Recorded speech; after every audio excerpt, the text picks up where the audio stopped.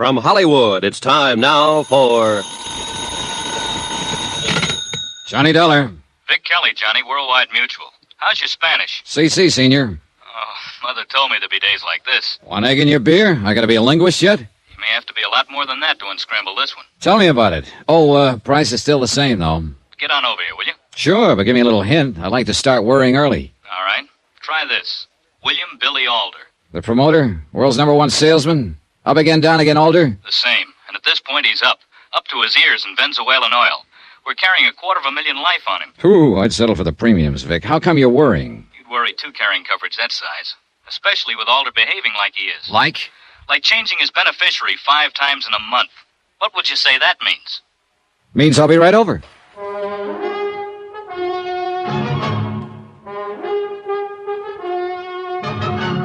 Tonight, and every weekday night, Bob Bailey in the transcribed adventures of the man with the action-packed expense account, America's fabulous freelance insurance investigator. Yours truly, Johnny Dollar.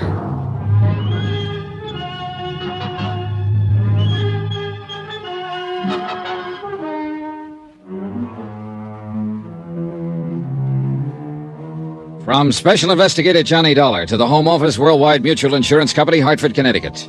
The following is an accounting of expenditures during my investigation of the Alder matter.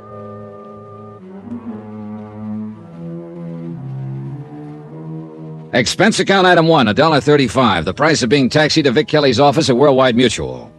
For a normally easygoing fella, Mr. K had a bad case of how did I ever get into this?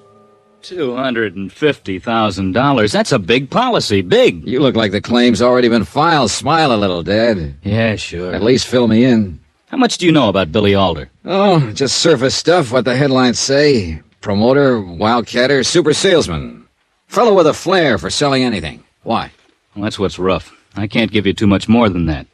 He's been in a dozen different businesses, headed up a half a dozen corporations, a couple of bankruptcies, even a nasty court case. He's been flat broke, and 6 months later been a walking blue chip. Been up and down more times than a yo-yo. Oh, it's a nice life if you can take it. But, feast or famine, he does everything big. Like the $250,000 policy, huh? Well, it didn't seem out of line 3 years ago. It still doesn't. Not with the kind of money he's dragging out of the ground in Venezuelan oil. Hey, this changing of beneficiaries, when did it begin? A little over a month ago. In succession, it's been his wife, his daughter, a brother, back to the wife, and now it's his daughter again. Sounds like a woman trying to make up her mind about a dress. Price tag's a little different. What does it sound like to you? Give me a chance to get down there and look, will you? I mean off the top of your head. Oh, sounds like he's worried. Like he shouldn't buy any long-playing records. Look, Johnny, there's a clause in the policy that lets us investigate irregularities. Go take a look. Just don't expect him to cooperate. He's a big operator-type fella. I don't know. I never met him, but I like him already. What? His style. Any man who uses a slogan like, we lose a little on each deal, but think of the volume. Well, he's for me. I gotta keep him alive. Expense account item 2, $329.88, airfare and incidentals to Caracas, Venezuela. It was about noon Sunday when the big plane lased in over the Caribbean shoreline, pointed its nose for the Maguita Airport in Caracas. Below us spread what's laughingly called man's handiwork, his progress. A few short years ago, it had been nothing but lush green jungle. Then came men shouting the magic word oil, and the jungle was now disappearing as fast as they could throw up the derricks and sink the drills. Progress. A taxi to the Hotel Pariah and a good lunch adds up to item 3, $4 even. I was ready for business.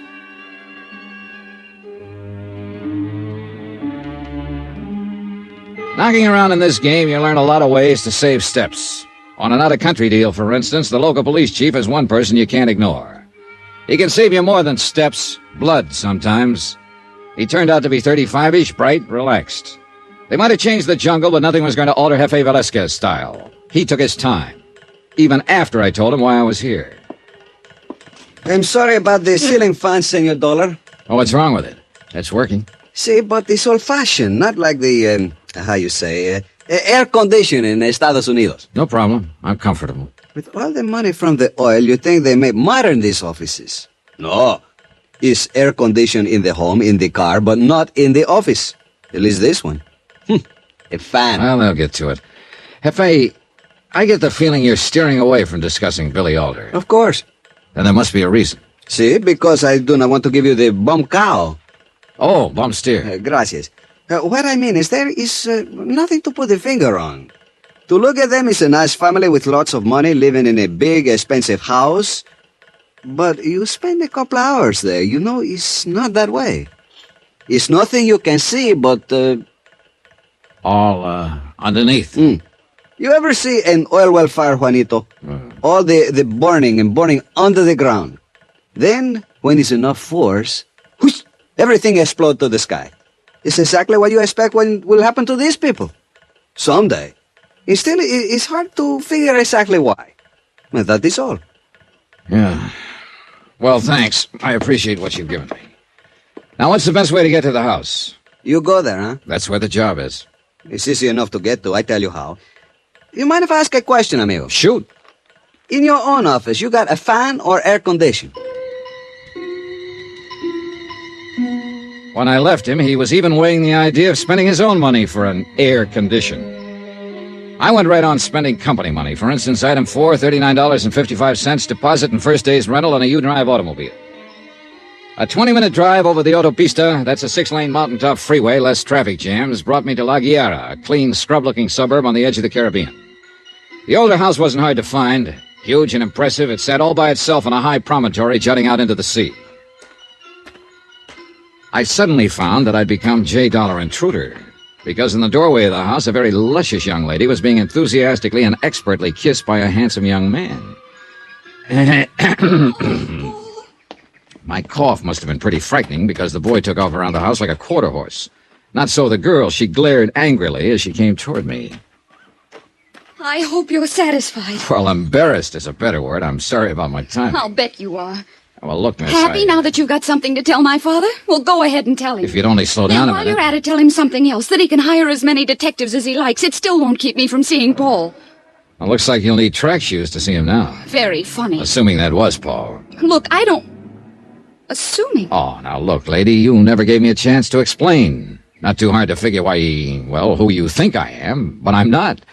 My name is Johnny Dollar, and you're right about only one thing. I do want to see your father, but not for the reason you think. Okay? But I'm sorry, Mr. Dollar. Good. Are we friends now? I'm Peggy Alder. Yeah, I figured as much. Would you like to come in and wait, Mr. Dollar? Wait? My father isn't home at the moment. He shouldn't be over an hour, though. Fine.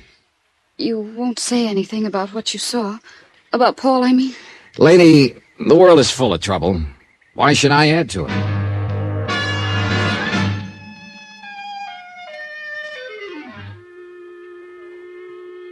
Billy Alder's selling methods may have been wild, high-pressure stuff, but there was taste in his home.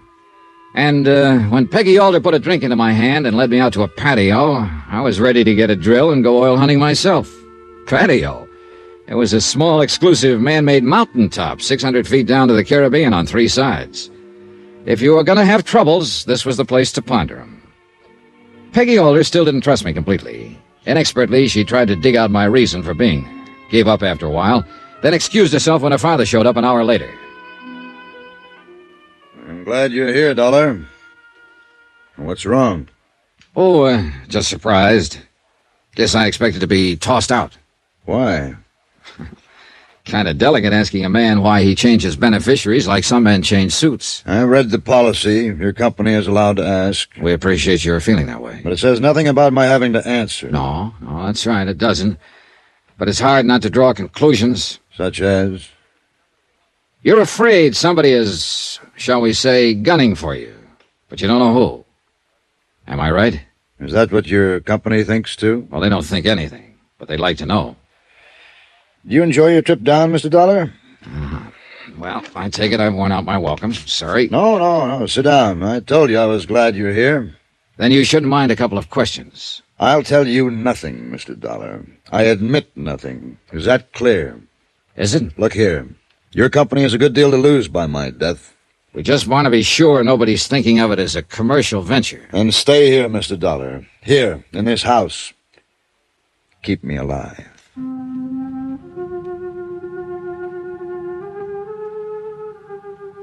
Behind the calm, controlled demeanor, Billy Alder was loaded with fear.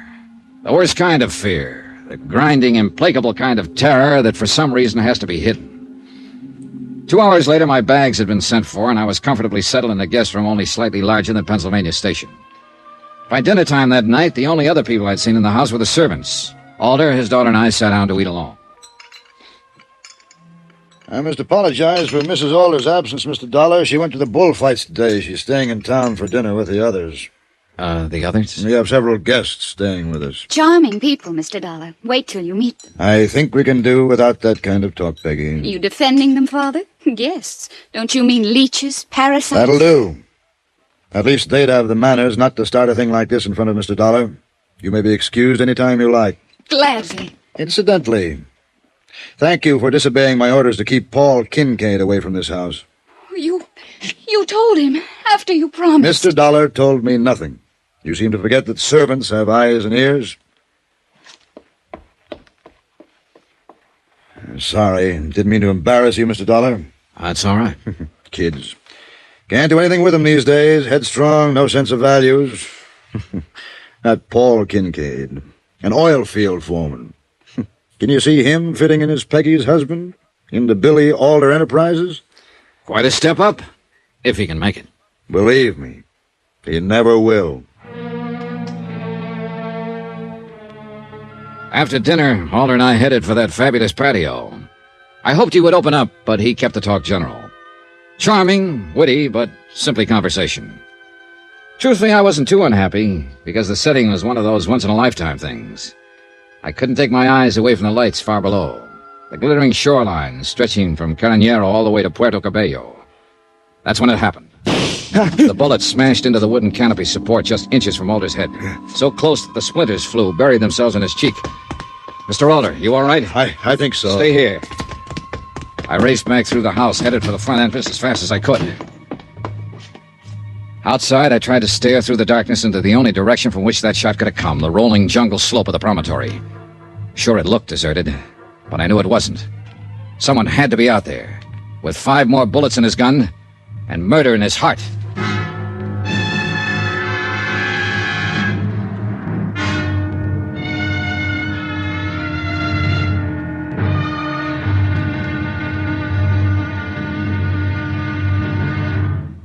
Now, here's our star to tell you about tomorrow's episode of this week's story. Tomorrow, one man dances attendance, another dances death, and a woman calls the tune. Join us, won't you? Yours truly, Johnny Dollar.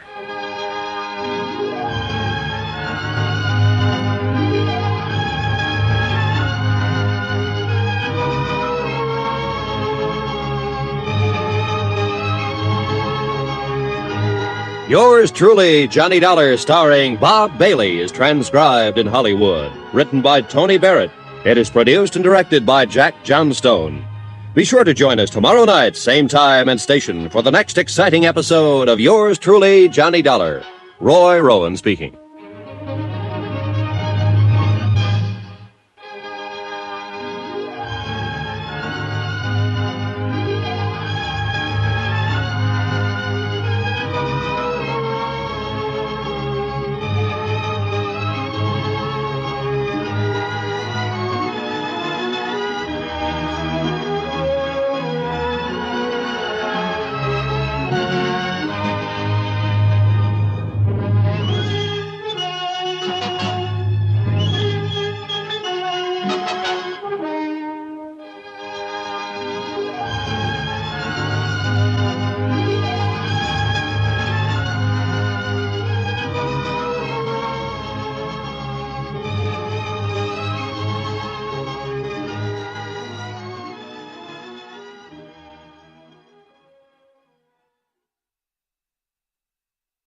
From Hollywood, it's time now for...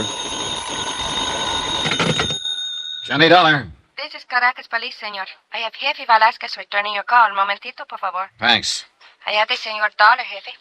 Gracias. Good morning, amigo. It is, huh? Here it is. Here it ain't. Where is there? The Alder house in La Guiara. I'm staying here at Alder's request. Ah, you are, how they call a fast mover, amigo. Felicidades. Sorry, but felicitations are a little out of place. Trouble? Someone came within inches of killing Alder last night. I've got the bullet. How's your ballistics set up? At your disposal. Just bring it in. Thanks, I will. Maybe it's got something to say. I hope you're right. But, amigo, Yeah? don't you think it's the next bullet you should be worrying about?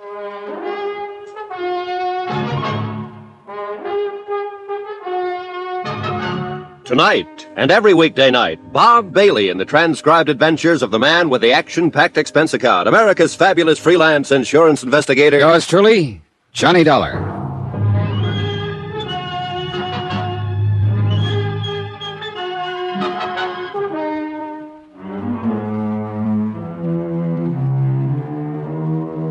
From Special Investigator Johnny Dollar, location Caracas, Venezuela, to the Home Office Worldwide Mutual Insurance Company, Hartford, Connecticut. Assignment, the Alder matter. Expense account continued.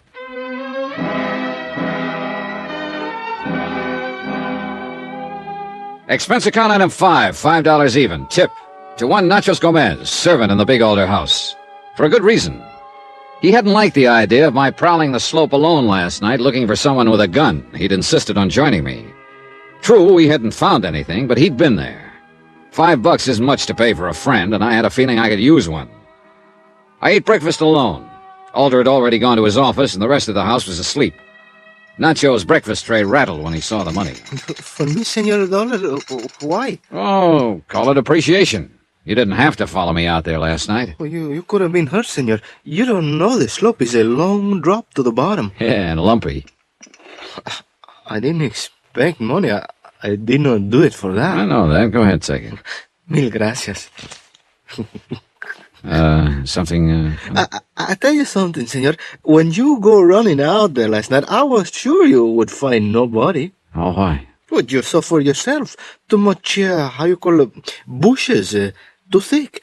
They could be standing right next to you and you wouldn't know. Then why did you come streaking out after me? I told you. It's a long way down. One wrong step and psst. In the States, that's an old joke. The punchline is, watch that first step, it's a beaut.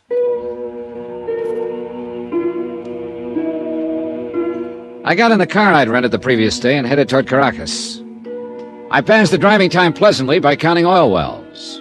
From that, I graduated to trying to figure how much money they made with each given stroke of the huge pumps. Nice kind of occupation? Sure. Specifically designed for a purpose. To keep me from worrying about the business at hand, namely why super salesman Billy Alder, insured for $250,000, should change his beneficiaries 5 times in a single month.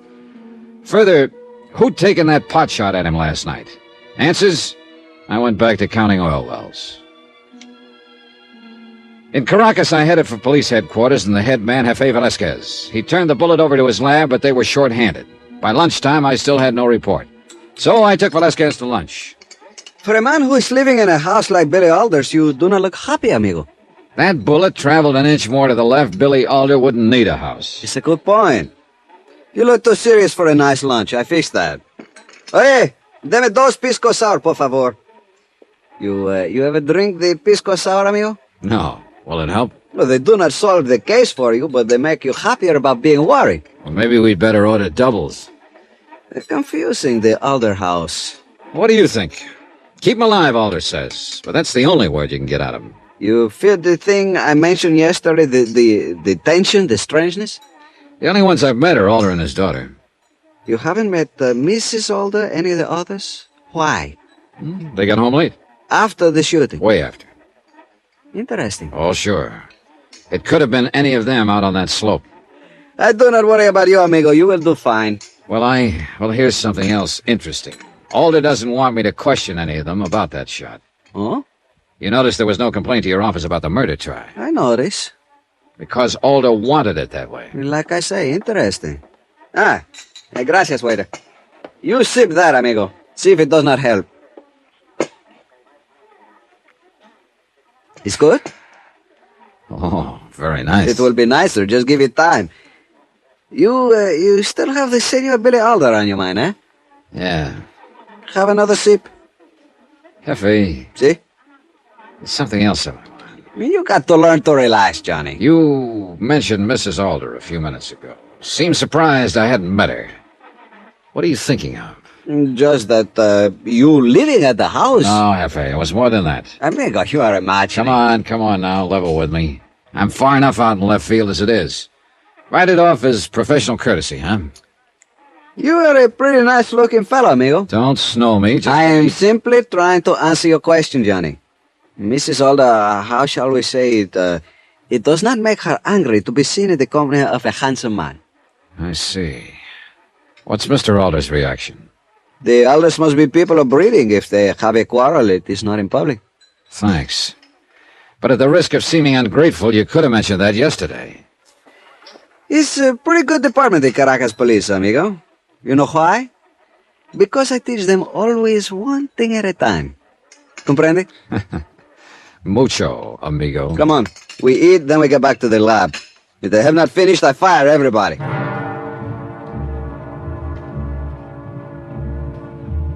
Expense account item 6, $14.85. Velasquez drank enough Pisco sours to float the Normandy. Back at the police lamp, I wished I'd kept pace with him, because all they could tell from the bullet was that it had come from a Luger. And Velasquez pointed out there must be a couple of thousand Lugers in Caracas. I headed back for the Alder house at La Guerra.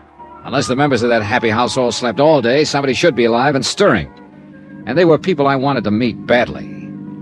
But I almost didn't make it. As I approached the main gate, I noticed another car parked along the side of the road about 50 feet from it. Suddenly it roared into life, shot forward, screamed to a stop, and cut me off, almost piling me into the entrance pillars. You darn fool, what's the matter with you? Plenty. You know who I am, Dollar? I know this. If you ever try a stunt like that again, I'll ram those pearly teeth right down your throat. Tough guy, huh? There's an easy way of finding out. But we'll get to that in a minute.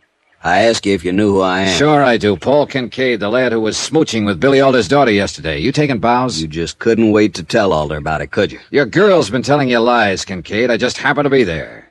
If you don't want to be seen, don't neck in doorways. Now, just a minute, Dollar. And speaking of people in wrong places, I thought you were a foreman in the oil fields.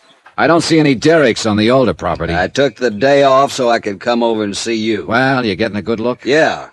And I still think Alder hired you to keep Peggy away from him. Now, you keep out of my head, Dollar. What are you staring for? Well, now everybody's full of wild ideas today. I just had one that maybe isn't so wild. Like maybe you just ad-libbed a reason for being here. And the real one is to sneak out on the slope and see if you can't find an empty Luger shell. What? There has to be one out there, you know. You saying I took that shot at Alder? I don't know. How bad do you want to marry into the Alder money? Saw the punch coming, slipped it, and threw my own. It was a dilly while it lasted. It lasted too long. You get a set of arms working in an oil field. He had them all right, and those punches hurt. So I went to judo. Even then, he was tough. I guess I better get in shape, or take up accounting. A look in the car mirror made one thing clear. I couldn't take a face like that through the front door. When I reached the house, I skirted it, managed to get to the service entrance without scaring the life out of anyone.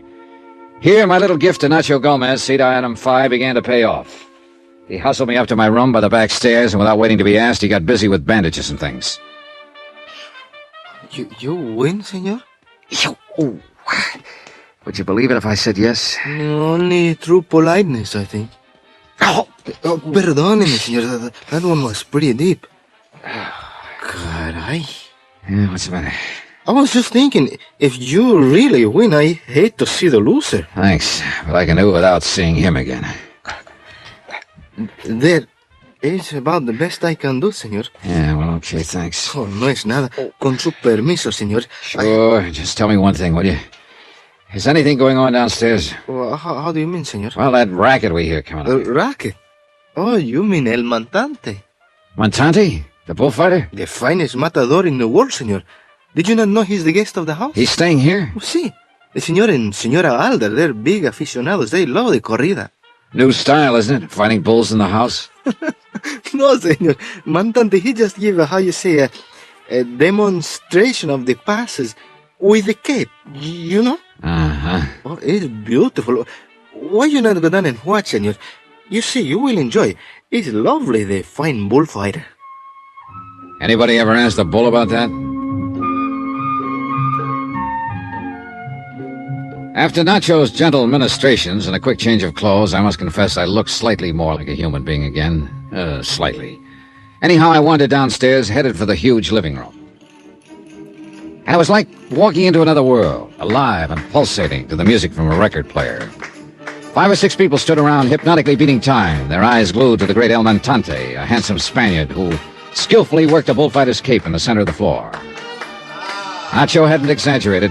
Montante was beautiful to watch. But the feeling wasn't unanimous. Billy Alder and his daughter Peggy were the only people in the room I knew, and though they beat time with the others, they both shared the same expression on their faces. Intense dislike for the man with the cape. As I shifted my attention to them, a woman tore reluctant eyes away from the matador and moved quietly toward me.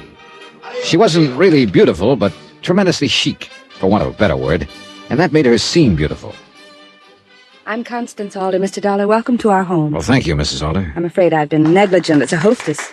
Oh, we've just missed connections, that's all. Charmingly put.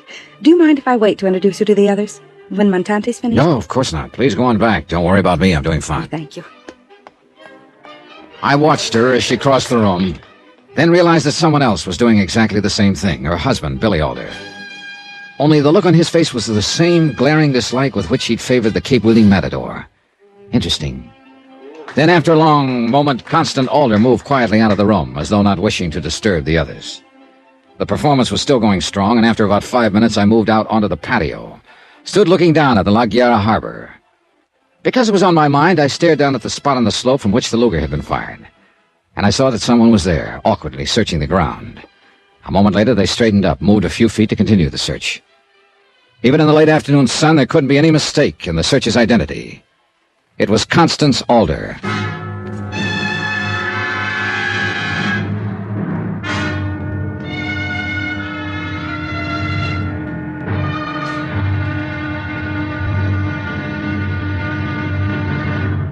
Now, here's our star to tell you about tomorrow's episode of this week's story. Tomorrow, 2 sides of the same old yarn. And whichever side you choose, you've got to call it wrong. Join us, won't you? Yours truly, Johnny Dollar.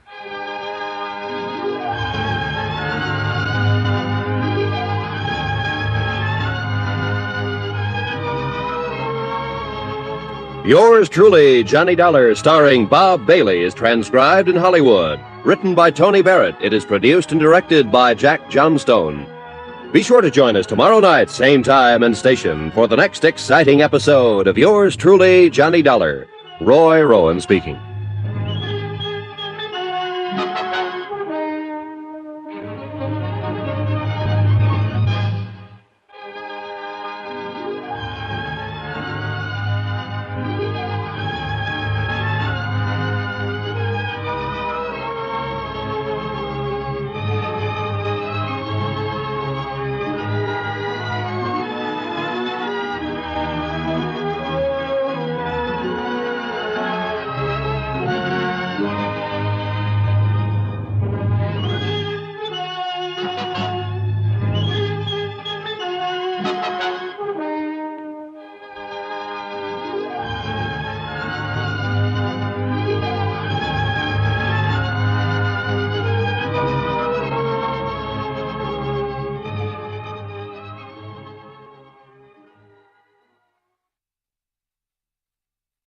From Hollywood, it's time now for... Johnny Dollar. This is Constance Alder, Mr. Dollar. Are you all right? Sure, Mrs. Alder. What made you think I might not be? Well, just your having left the living room. Being in your own room like this, Oh, nothing wrong, Mrs. Alder. I'm fine. I'm sorry El Montante took so long with his cape handling demonstration. I hope you weren't bored. Not in the least. He's very good. But you did leave. That isn't necessarily a sign of boredom, is it, Mrs. Alder? You left before I did.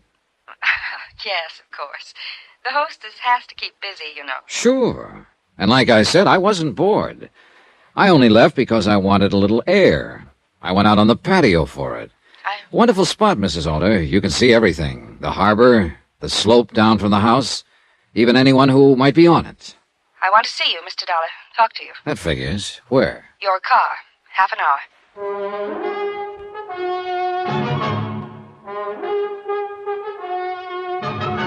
Tonight, and every weekday night, Bob Bailey in the transcribed adventures of the man with the action-packed expense account, America's fabulous freelance insurance investigator. Yours truly, Johnny Dollar.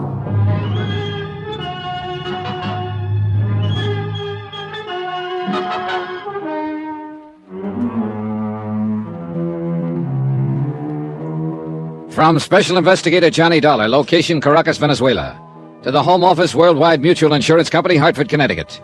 Assignment, the Alder Matter. Expense account continued.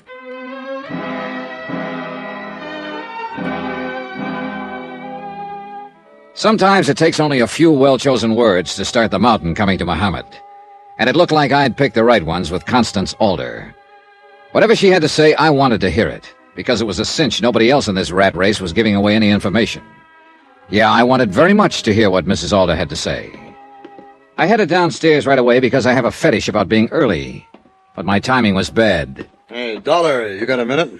Well, I can hardly say no to my host, Mr. Alder. Come on in the den.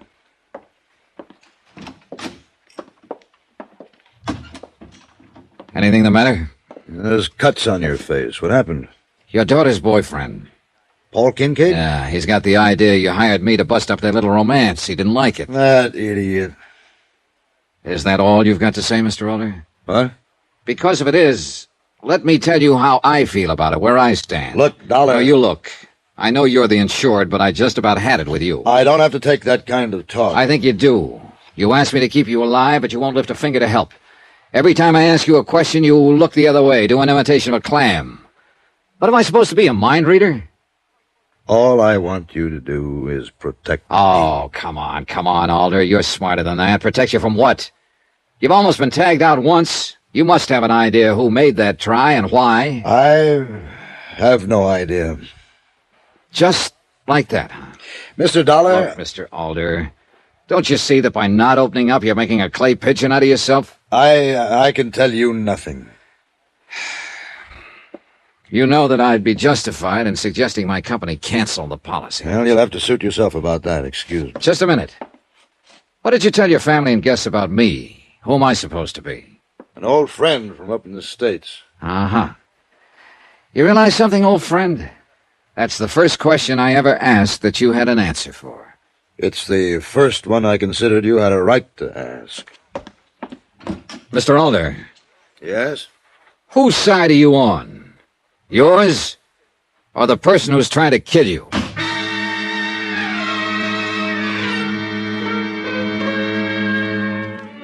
Oil-rich Billy Alder, business mind par excellence, super salesman deluxe. The man who could sell or talk you into anything. But could he say one word that might keep another bullet from coming his way? It sure didn't look like it. I left the den, was just starting out to my car to meet Mrs. Alder. I must have been real anxious for our chat because I suddenly realized I'd forgotten my car keys. I hurried back upstairs and at the top almost bowled over a woman who was about to come down. Oh, I'm so sorry. My fault. That's all right. No, I should have looked where I was going. Here, are you hurt, Miss... It's perfectly all right. Excuse me, please. Sure was a hard house to make acquaintances in, even when they were old and drab and stern-looking. Well, I went to my room, got my car keys, and my wallet, which lay alongside them. The position of the wallet was interesting. I shut the door, headed once more for my car. The lady of the house was waiting, we took off. I know who you are, Mr. Dollar, why you're here. I'm sure you do.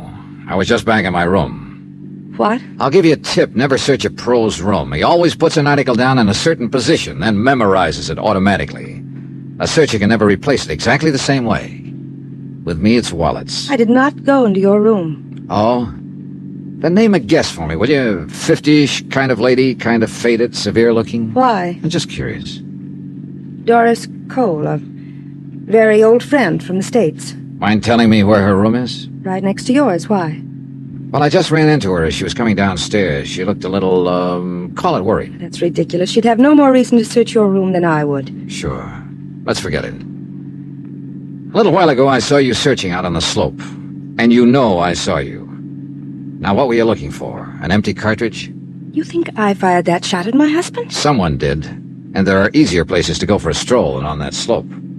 I know what you're thinking. But you're wrong. I just wanted to see if I could find some trace of whoever had done it. A shell from a gun. Well, that's interesting, to say the least. I don't like your tone, Mr. Dollar. I don't blame you, because you just made a boo-boo. Only an automatic ejects a shell. A revolver doesn't. In other words, you knew what kind of gun was used. Uncomfortable, Mrs. Alder? Why don't you go home? Like to live dangerously, Mrs. Alder? Slapping the driver of a moving car? Pretty foolish, isn't it? I'm sorry. I'm very sorry. All right, tell me something. How did you know what I was really here for? My husband. I made him tell me. Well, congratulations. I can't get him to tell me the time of day. And he knows whose side I'm on.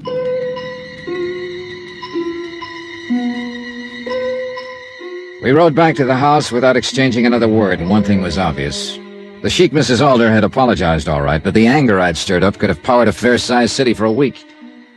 When we reached the house, she simply got out, headed for it as though I were a process server she wanted to get away from. I went to my room, trying not to look like a process server, to figure what my next step would be. I was suddenly very grateful to whoever had chosen my room because of two things: the excellent view of the Alder patio, and what was happening on it. Mrs. Alder and Doris Cole were having a discussion, with Mrs. Alder doing all the talking. Even from this distance, I could see the anger on both their faces. Then, after a few minutes, both women went into the house. 5 minutes later, I was still wishing I could have heard the words.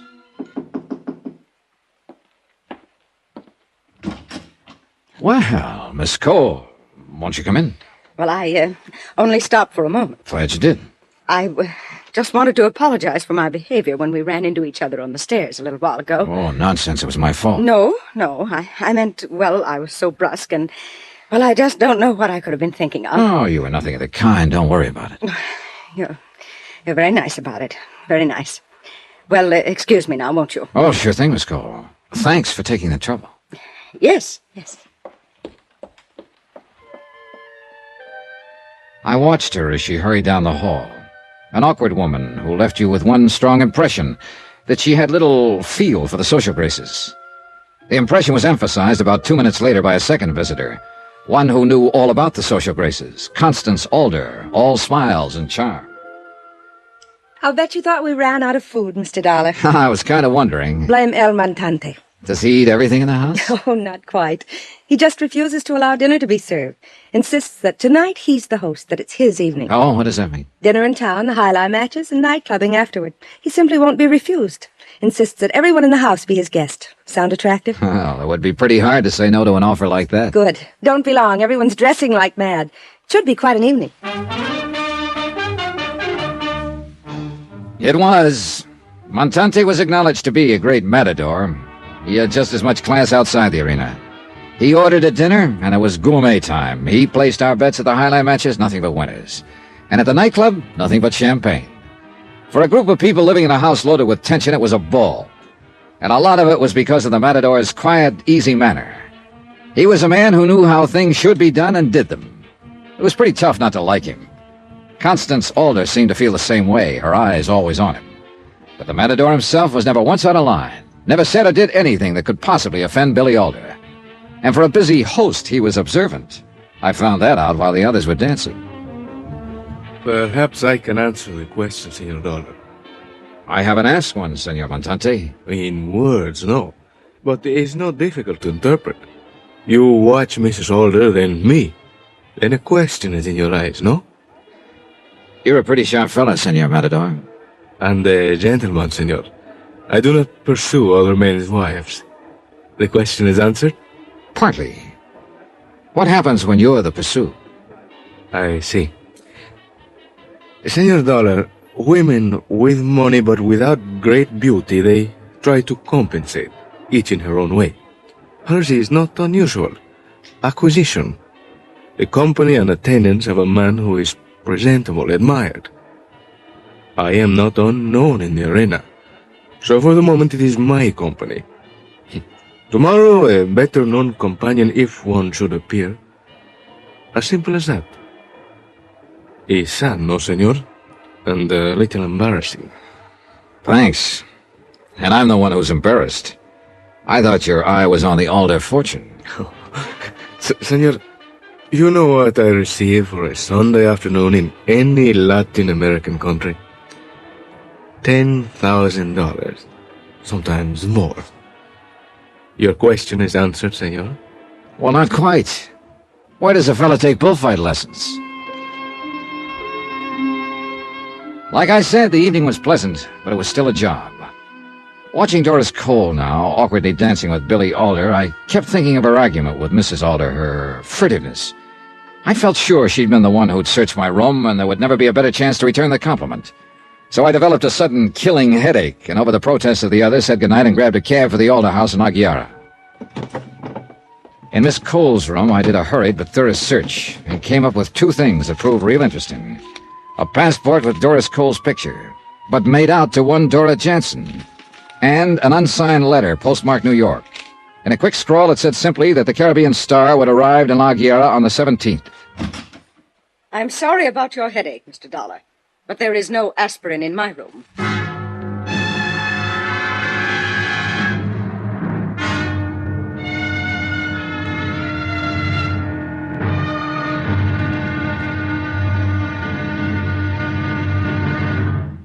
Now, here's our star to tell you about tomorrow's episode of this week's story.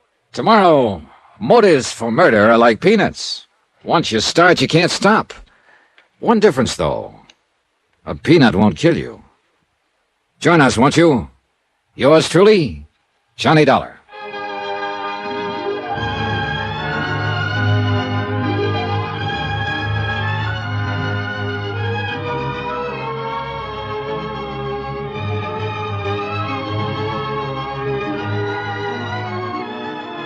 Yours truly, Johnny Dollar, starring Bob Bailey, is transcribed in Hollywood. Written by Tony Barrett, it is produced and directed by Jack Johnstone.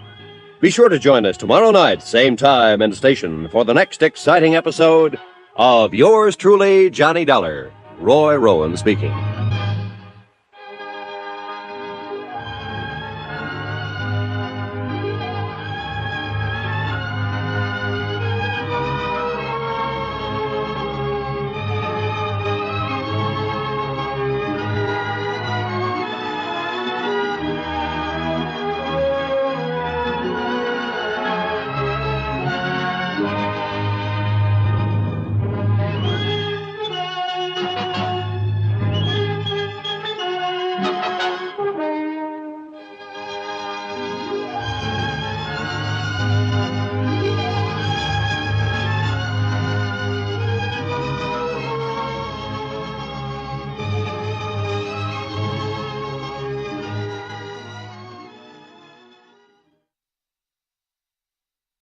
From Hollywood, it's time now for...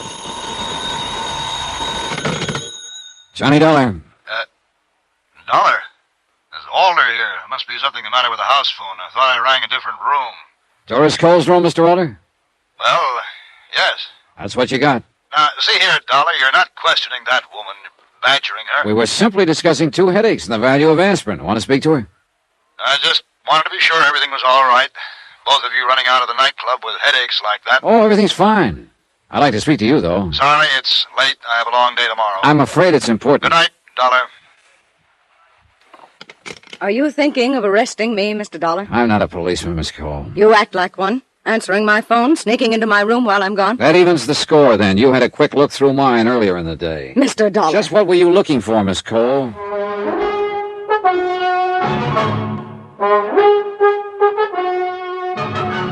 Tonight, and every weekday night, Bob Bailey in the transcribed adventures of the man with the action-packed expense account, America's fabulous freelance insurance investigator. Yours truly, Johnny Dollar.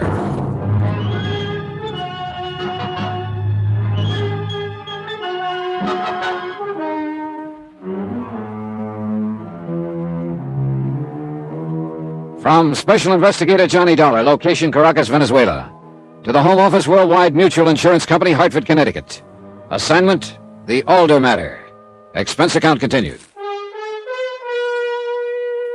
Back in my own room, after saying goodnight to a sullen Doris Cole, I didn't feel the slightest qualms about having invaded her room and lying about the reason for it. Why should I? The people in the Alder house didn't seem too concerned with the truth. In fact, the whole case seemed to be a question of lie or say nothing. Consider, Billy Alder had been shot at, indicating he had a good reason to change beneficiaries 5 times in a month. And still, he was the original say-nothing fella. Keep me alive was all I could get out of him. His wife had lied, his daughter had lied, and Doris Cole, an old friend of the family, had just proved to be a walking lie.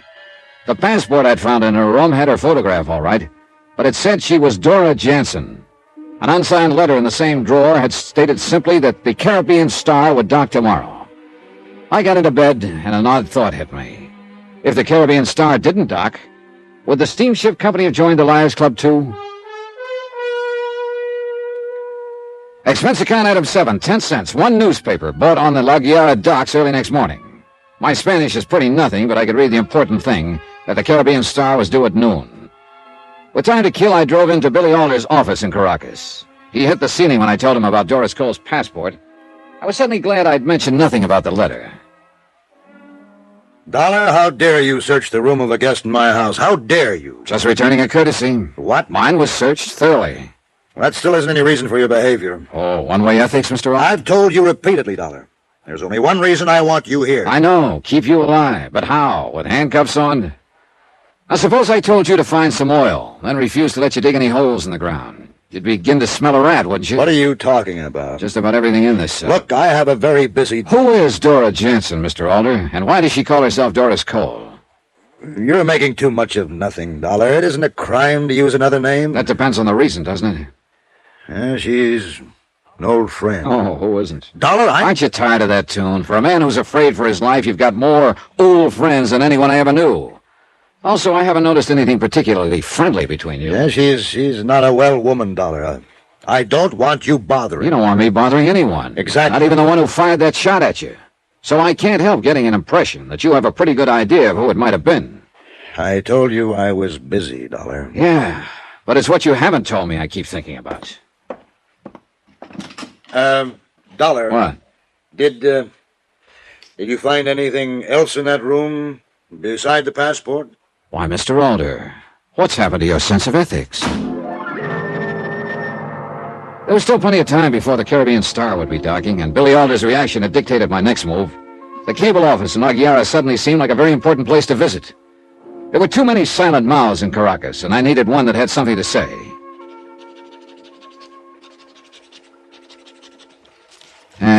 Okay, miss. You can take this now. Si, senor. How you like this to go? Don't spare the horses. Okay. Cable, rush. Si. Victor Kelly, World... No, my lousy handwriting. Here. To Victor Kelly, Worldwide Mutual, Hartford, Connecticut, USA. Si. Want all possible information, Dora Jansen, a.k.a. Doris Cole, U.S. passport, 19B67943-11. Signed, Dollar. And your address for the answer? I'll pick it up here. As you wish. And lady, please. No, senor. Don't spare the horses. It was still early when I reached the waterfront where the Caribbean Star would soon be docking. There wasn't much point in watching the incoming passengers. I didn't even know who I was looking for. So I found a spot at the pier entrance where I could concentrate on those meeting the passengers. Here I made a grudging concession to all movie detectives. Item 7, another 10 cents, another newspaper, to hide behind. And you know something? It works fine. Doris Cole, or according to that passport, Dora Jansen, was nervous, excited. And it was no trouble to stay close behind her as she met a passenger, a short, nondescript man in his late 50s. When they jumped into a cab and hurried away from the pier, they were closely followed by a man clutching an unread newspaper. Me. The trip was a short one, about 6 or 7 blocks away. The cab in front pulled up at a cheap hotel on the waterfront. I circled the block once, got rid of my cab, and wandered into the dismal lobby. The fat, sleepy clerk made a concession. He opened one eye. See, you look for something. Yeah, that gentleman who just came in, I had an appointment with him. Oh, darn it, I must have left the slip of paper with his name on it in my hotel. I can't find it. That's too bad. You know, the gentleman who just went up to room... Yeah. You want me to say the number now, huh? Don't you think I ever been to a movie? Oh, no, really, you can save me a lot of embarrassment. You've got it right there on the register. See? Mind if I have a look? I mind. Look, friend. When was the last time you got anything for free, friend? Oh, why didn't you say so? I was trying not to offend you. Yeah. Here, let me see. You play blackjack, senor? How you call it? 21? Yeah, why? Like they say. Hit me again. Oh, you're rubbing it in. See? You want to do business or no? Item 9, $10. Market schmear, schmooze, or just plain graft. He pointed an oversized forefinger at a name on the ledger, lost interest in me, went back to sleep. Arthur Singer, it said, room 8. I went up the stairway. A few seconds later, I moved as quietly as I could down the grimy second-floor hallway, stopped at the door at number 8. At first, I heard nothing. Then, after a long minute, the voices began, angrily, as though resuming an old argument. I don't know. Then let me handle it. No, but what about him? Suppose he What knows. if he does? You want it all to go for nothing. Now you listen to me. I know what I'm doing. But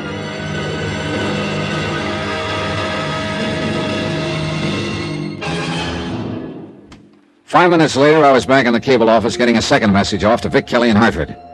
It was a request for anything he could possibly dig up on Arthur Singer.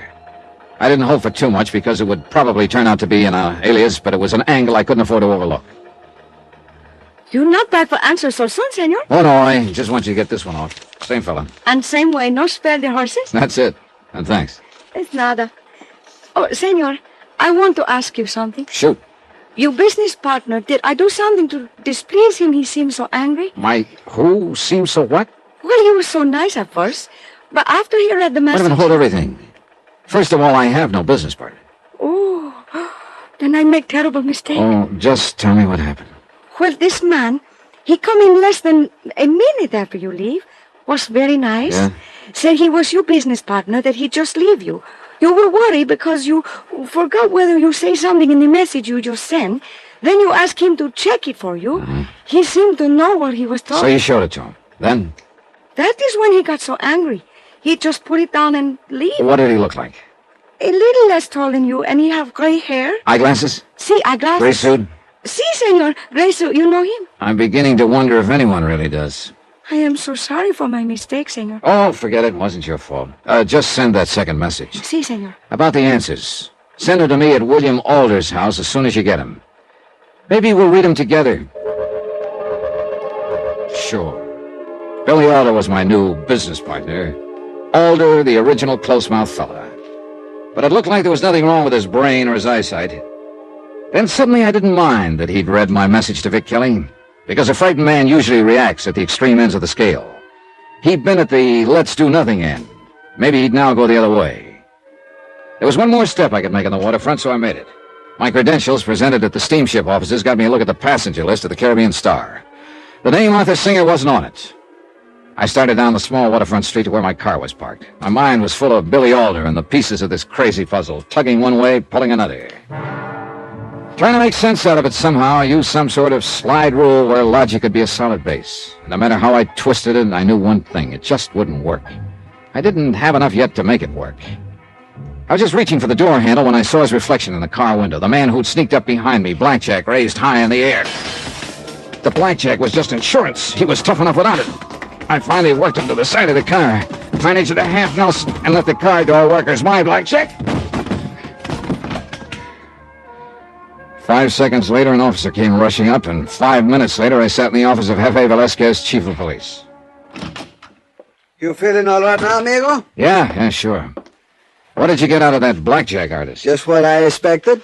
Still won't say who hired him, huh? You have to understand this kind of fellow, amigo. I do, huh? What I mean, he's asesino pequeño, you know? Sheephood? Mobster? Si. For extra 2 bolivar, maybe 3, he would blackjack his mother. He claims he does not know who hired him, that he is to get his money in a letter. That one out was spats. Okay? I say he's lying. Of course, but he will stick to the story because he knows he will get the same sentence whether he tells or he does not. A sheephood won't usually cover for somebody else. This kind does, amigo. Otherwise, he would never be hired again. I'd give a lot for a few minutes alone with him, Jefe. Sorry, Juanito, but I like my job. Just wishful thinking. Not hard to understand. Well... You are leaving? Not getting anywhere sitting here. You sure you haven't got business somewhere else? I got an awfully big yen to talk to that thug. You know, I got a hunch. Forget it, amigo. It's like I say. If you ask him on a Monday what is the day, he must tell you Tuesday. You could beat him to death, he will still say Tuesday. Is the way they think. Jefe, a favor. If I can. Suppose I don't prefer charges. Would you put a tail on him when he leaves? Johnny. Look, I know it's 1,000,000 to 1 against the hood doing a rough-up without the money in hand, but if he hasn't collected you... Come, amigo, like you say, 1,000,000 to 1. I know I'm grabbing at straws, but just in case, Jefe. Come on, huh? Okay. Good, thanks. Hey, where do you go? Back to the cable office. Oh? Yeah. And if a man in Hartford has nothing to say, I've got a permanent seat behind the 8 ball.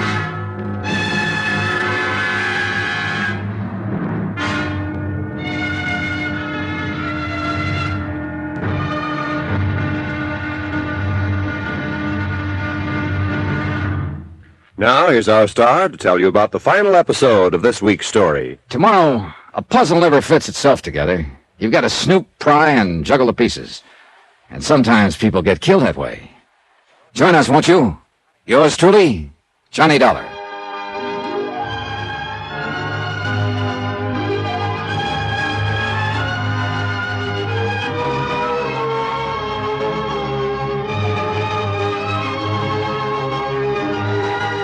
Yours truly, Johnny Dollar, starring Bob Bailey, is transcribed in Hollywood. Written by Tony Barrett. It is produced and directed by Jack Johnstone. Be sure to join us tomorrow night, same time and station, for the next exciting episode of Yours truly, Johnny Dollar. Roy Rowan speaking.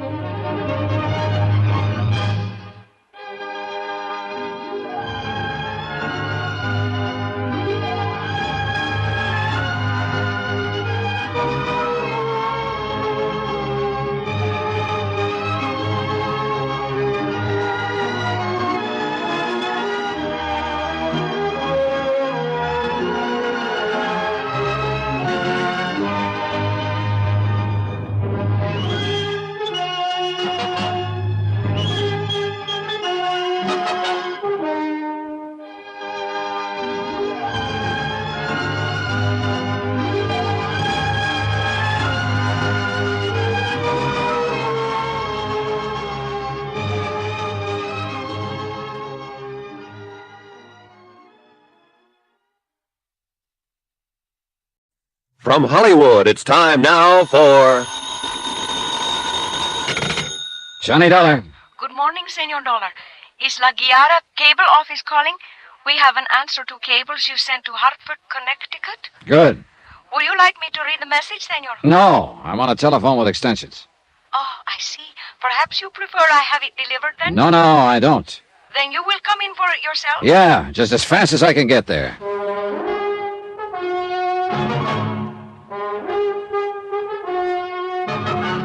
Tonight and every weekday night, Bob Bailey in the transcribed adventures of the man with the action-packed expense account, America's fabulous freelance insurance investigator. Yours truly, Johnny Dollar.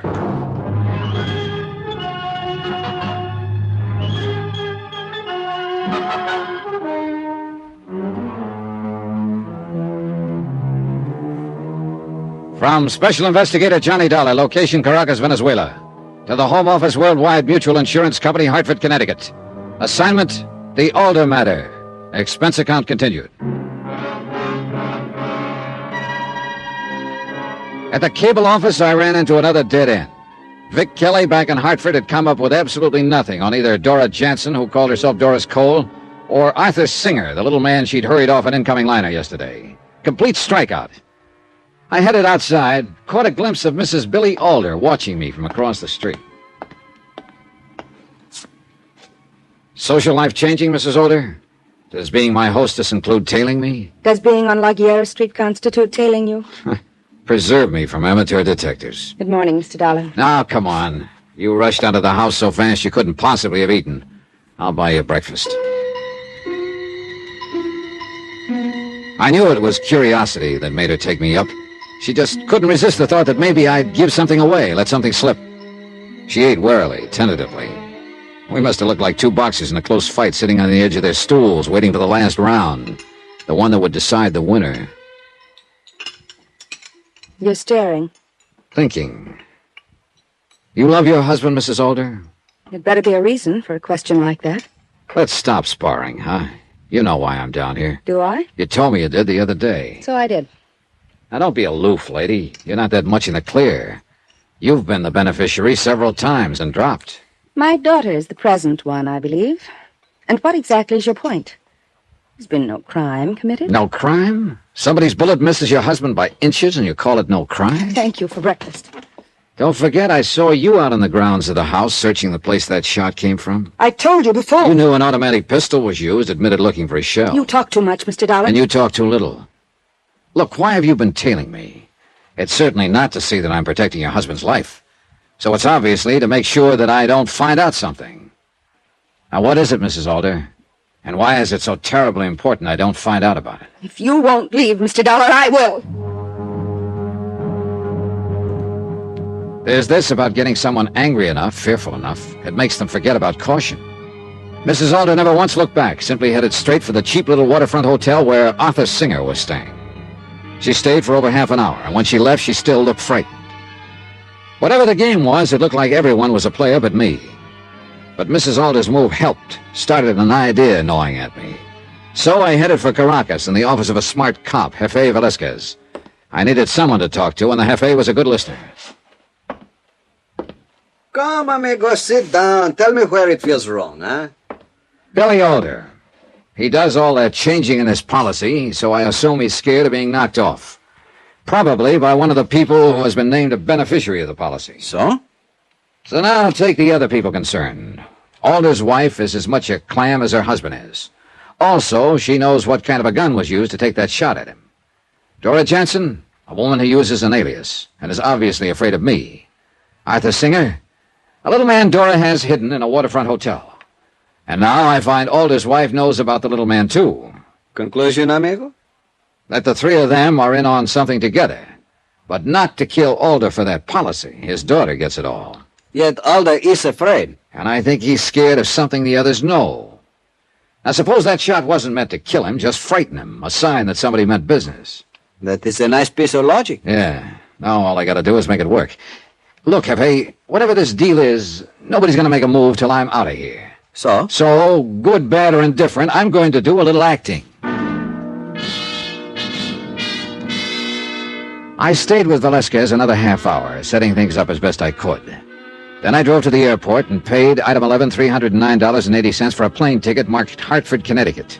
Sure, it was an expensive prop, but this was one act I had to be convincing in.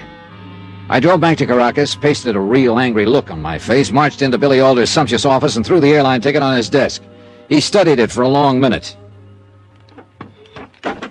What does this mean, Dollar? That I've had all of you I can take, Alder. You and your keep me alive. You are going back to the States? You can read. The ticket says Hartford, Connecticut. It also says the 6 o'clock plane, because there's nothing earlier. But why?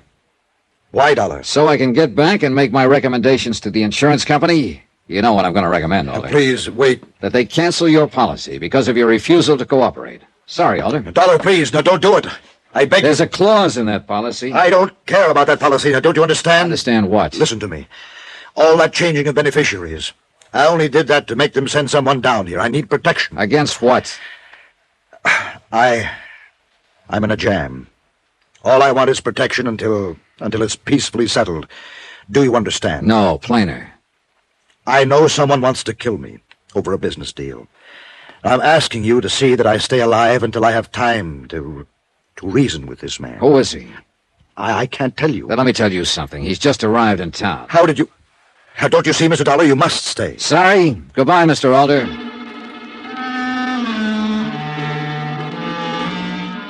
I went back to the Alder house, packed my bag, and said my goodbyes. Neither Mrs. Alder nor Dora Jansen wept. I drove to the airport, checked my luggage in. Then I slipped away, drove back to Caracas the long way. A half hour later, I checked into a little side street hotel where Jefe Velasquez had reserved a room for me. Then came the hardest part, the waiting. That 6 o'clock plane must have been way out over the Caribbean when the call finally came.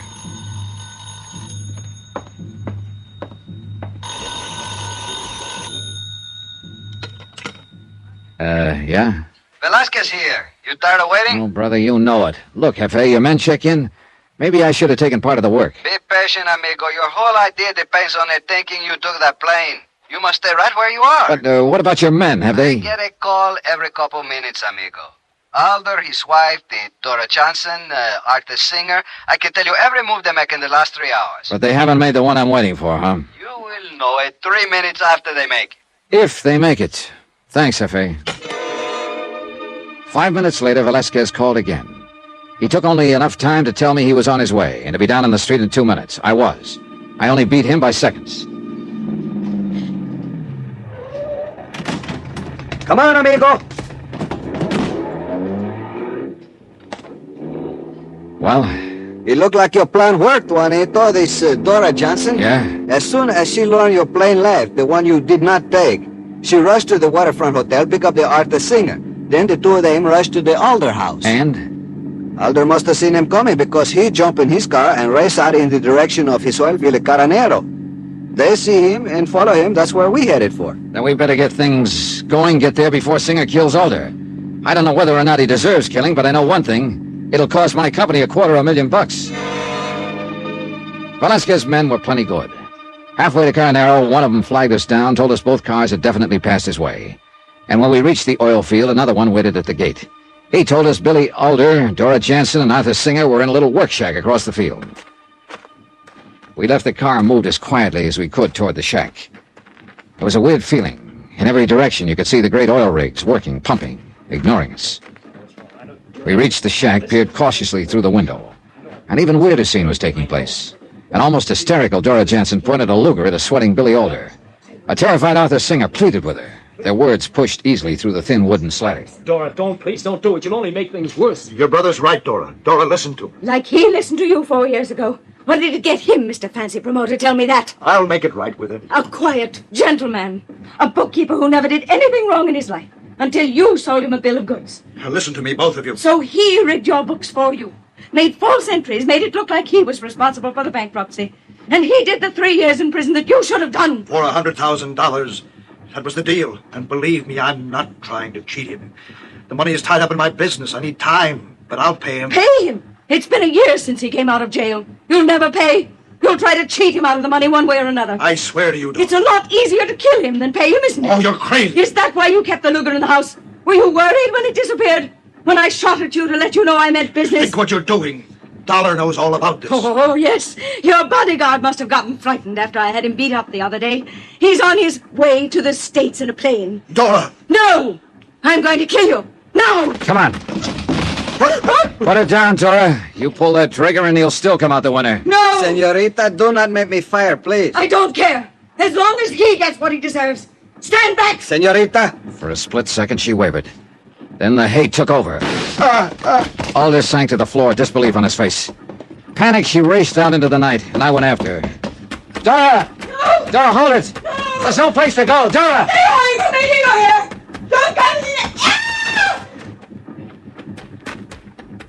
What happened to her, Johnny? She panicked, turned to scream at me, and ran right into one of the protection fences around the derrick. She just passed out. She'll come around. How's Alder? Conscious, but I do not know. We better get him to the hospital. Yeah, come on. She didn't mean to shoot him, mister. My sister wouldn't hurt anyone. Sure. Go take care of her. She was only doing it for me. For me, mister. Alder? I would have paid. I wasn't going to cheat him. Oh, Dollar, you know? Yeah, we heard it all. I'm glad it's over. The worrying. Want to tell me one thing, Alder? Your wife, where does she fit? She had nothing to do with it. Just knew about it. I wasn't too nice to her for a long time. Other women, her running around, just a way of punishing me, paying me back. She knew I couldn't afford to complain. Yeah, wish you'd have told me a long time ago, Alder. Couldn't. Case could always be reopened. I couldn't face that. Would have hurt too much. Oh, yeah. But it wouldn't have hurt as much as that bullet. Expense account total, $833.14. Details: Billy Alder was rushed to the Caracas hospital, underwent some excellent surgery, and, relaxed claims department. He's gonna make it. As for his shady business tactics, well, that's out of my bailiwick. That's for the law boys. Yours truly, Johnny Dollar.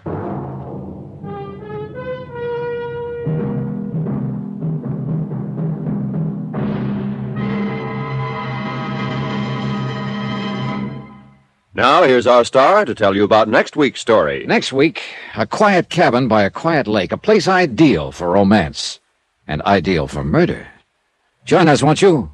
Yours truly, Johnny Dollar.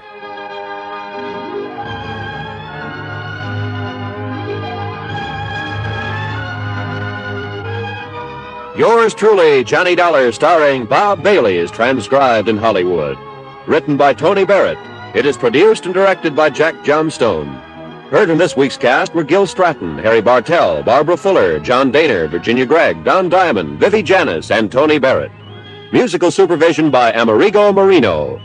Be sure to join us on Monday night, same time and station, for another exciting story of yours truly, Johnny Dollar. Roy Rowan speaking.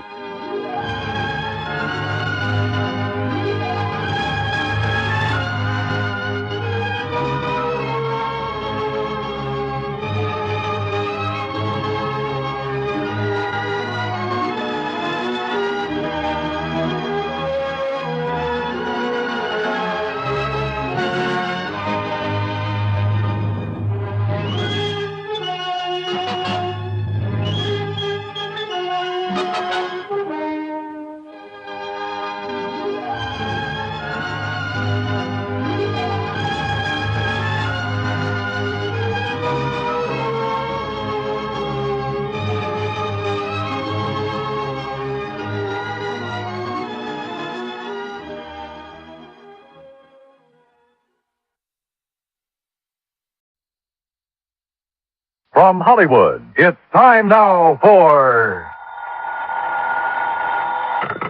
Johnny Dollar. The bases are loaded and there's nobody out. What? And you're pitching, Johnny boy. Bert McGraw. Yep, right as rhubarb. What's in your mind, Bert? You and a job you didn't finish. A job I didn't... What are you talking about? The Mason-Dixon matter, remember? Well, sure. Ruth Dixon's body was found on Newport Beach. But you didn't find out who killed her, Johnny. I figured that was a job for the police. They want to talk to you about that. And so do we. Oh? Yeah, Ruth Dixon was insured with our company. For how much? $1,000. 1,000? You don't expect me to go back to Newport for the commission I'll make off that, do you? Nope. But if you'll go, we'll foot the bill. Oh, how come? Tell you when you get here. Interested? Yeah. Now.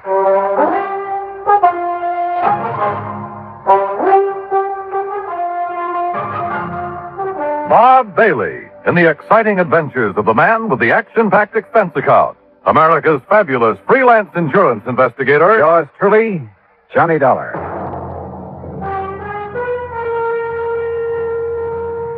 And now, Act One of yours truly, Johnny Dollar.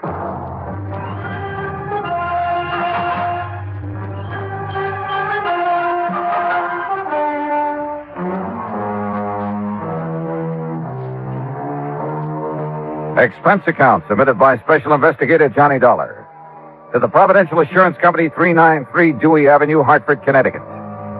The following is an account of expenses incurred during my investigation of the Dixon murder matter. Expense account item 1, $1.20 taxi from my apartment to the Providential building. Along the way, I did some thinking. A week ago, a girl's body had been found on Newport Beach. The Masons and the Dixons had each identified it as the body of their missing daughter. I managed to locate the Mason girl. That meant that Ruth Dixon was the girl on the beach. Who had killed Ruth? Well, I didn't figure that was my job. But evidently the brass at Providential did. Why? Well, I hope Bert McGraw would tell me. Oh, Johnny, come in. Morning, Bert. About this Dixon matter. I suppose you're wondering why I was so anxious for you to go back to Newport. Well, I am kind of curious, Bert. Well, I told you, Ruth Dixon was insured with our company. But for only $1,000, you'd save money by paying it off and forgetting it. Maybe. But it isn't that easy. Oh, why not? Because of the Newport police, for one thing. Well, what have they got to do with her insurance? Oh, not a thing. But they have got plenty to do with our company and its representatives. And last week, you were one of them. So the Newport police, Captain Lewis of Homicide to be exact, called here this morning. Who's Lewis? Miller was the man I worked with.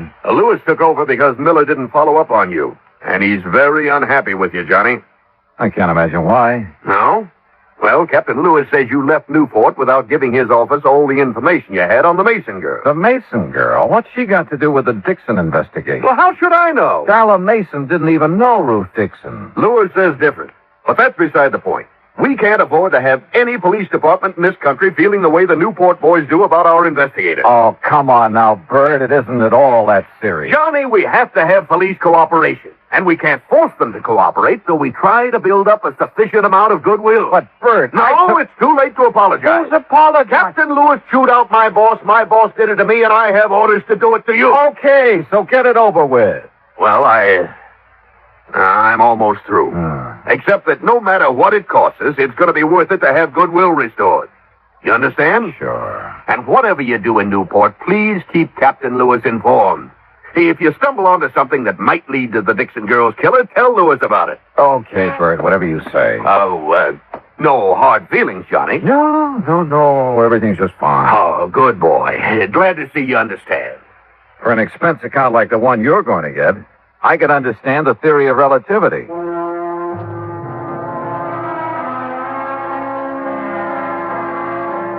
I took a cab back to my apartment. That's item 2. Item 3, $18.50, transportation to Newport, Rhode Island. After checking into the Ogden Hotel, I called headquarters. Captain Lewis wasn't in, so I left a message asking him to call me. Then I called the girl in question, Darla Mason. Johnny! Hi, what are you doing back in Newport? Oh, just winding up a little unfinished business. Nothing to do with me, I hope. No, not a thing. Darla. Yeah? If you're not busy tonight, why don't you meet me for dinner? Why, Johnny, I'd love to. Fine. You say where? Well, how about the yacht club at 8? Good. I can take the cruiser from our dock. And after dinner, we can go for a ride on the bay. Sounds great. See you at 8:10, Johnny. Bye. Bye. Expense account item 4, $15 worth of American Beauty roses for Ruth Dixon's mother. I rented a car and drove out to the Dixon home. The moment I stepped into the house, I could smell the heavy, sweet odor of oriental incense. While Mrs. Dixon put the flowers in water, I located the source of the incense. It came from an ornate burner on the mantel in the living room. Behind the burner, draped in black, was a large photograph of Ruth Dixon. And on each side of the photograph were 2 lighted candles. Oh, Mr. Dollar, these are the most beautiful roses I've ever seen. Well, I'm glad you like them, Mrs. Dixon. Oh, yes. Ruth will, too. Beg your pardon? I said Ruth will like them, too. I'll take them to her in the morning. That is, if you don't mind. Oh, no, not at all. Mr. Dollar, I don't know how you feel about such things, but I believe those who have passed on never really leave us. What do you think? Well, I haven't given much thought to the subject. But you should. Ruth will appreciate these roses as much or more than she ever would have. Do you believe that? Well, I didn't know Ruth when she was alive. When she was here, Mrs. Dixon. Oh, that's right. You didn't. Well, she's still here. And if there's any doubt in your mind, why, you just come with me and visit Madame de Salle. Madame de Salle? Yes. She's been such a help and comfort to me these past few days. Well, without her and her teaching, I'd have been completely lost. This Madame de Salle, what is she? She's just an ordinary person, but she has wonderful occult powers. She can see beyond the veil, Mr. Dollar. And she's promised to let me speak to Ruth as soon as the conditions arrive. Do you know when that will be? Lucille? In here, Henry. Oh, excuse me, Mr. Dollar. I have to put out these candles. Henry doesn't believe like we do. My, you've been at it again, haven't you, woman? Now, Henry. Open the windows. Get the smoke and the smell out of... Oh, Mr. Dollar. Afternoon, Mr. Dixon. What are you doing back in Newport? He's trying to find the man that caused our girl to pass on. Oh, she didn't pass on, Lucille. She died. Henry, really? Well, anyway, I wish you luck, Mr. Dollar. I have a hunch I'm going to need it, Mr. Dixon. Mr. Dollar, wouldn't you like to stay to dinner? We aren't having anything fancy, just leftovers and boiled cabbage head. Oh, my. Now what? Why, I just remembered why I burned that incense. And it wasn't what you thought, Henry Dixon. It was on account of the cabbage. It covers the smell. That's not the truth, and you know it. Oh, now, Henry. Look at that mantle, Mr. Dollar. She's made a regular shrine out of it. Looks like a heathen altar. Henry. Well, it's the truth. And I wouldn't blame Mr. Dollar if he was afraid to stay to dinner with a woman like you around. You aren't afraid to stay, are you, Mr. Dollar? No, of course not, but I do have another engagement. Oh, well, anytime you can come, you just let us know. Yes, thanks, I'll remember. Well, now, if you men will excuse me. You will. And you open the windows in the back. Yes, Henry. Oh, Mr. Dollar. Yes? When Madame de Salle arranges... That fraud. When Madame de Salle arranges for me to talk to Ruth, I'll let you know what she says. Good evening. Poor dear. She hasn't been the same since Ruth's body was found on the beach. Mr. Dixon, according to the medical examiner, Ruth's body was in the ocean for approximately 6 weeks. That's right. Do you remember if Ruth was going with anyone in particular just before the time she disappeared? The police asked me the same question. I couldn't answer it. You mean you don't remember? I mean that Ruth wasn't a girl to be tied down to one man, and any more than she's content to live like she had to after my health failed. Did she date very often? Well, you know, she worked as a hostess at the yacht club. Yes, sir. She met a lot of rich young men there. And if you ask me, she dated too much. Of course, her mother took Ruth's side, said she had to if she was ever going to get herself a husband. But she went with no one in particular. No. She never settled down enough. What about her friends, Mr. Dixon? Was there someone she might have confided in? She didn't have any girlfriends. Liked men a lot better. But, Oh, there was somebody. Well, I expect you could say he was her friend. Too old to have been a boyfriend. Besides, he doesn't have enough money. Who is he? His name is Sam Hood. He runs a small craft repair shop down by Viking Beach.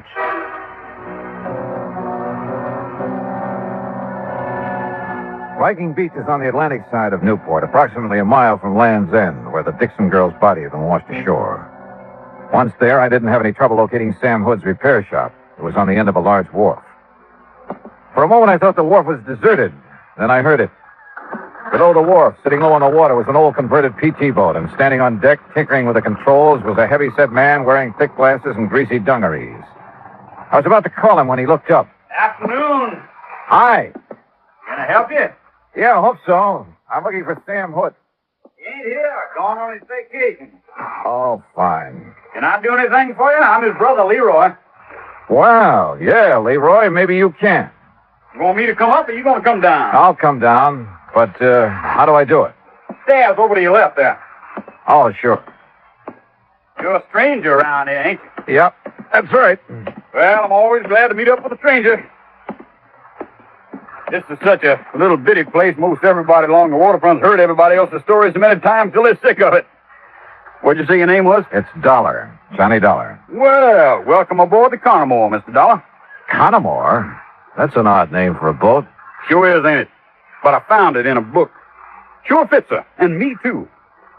What's your line, Mr. Dollar? I'm an insurance investigator. Well, now, that must be mighty interesting work.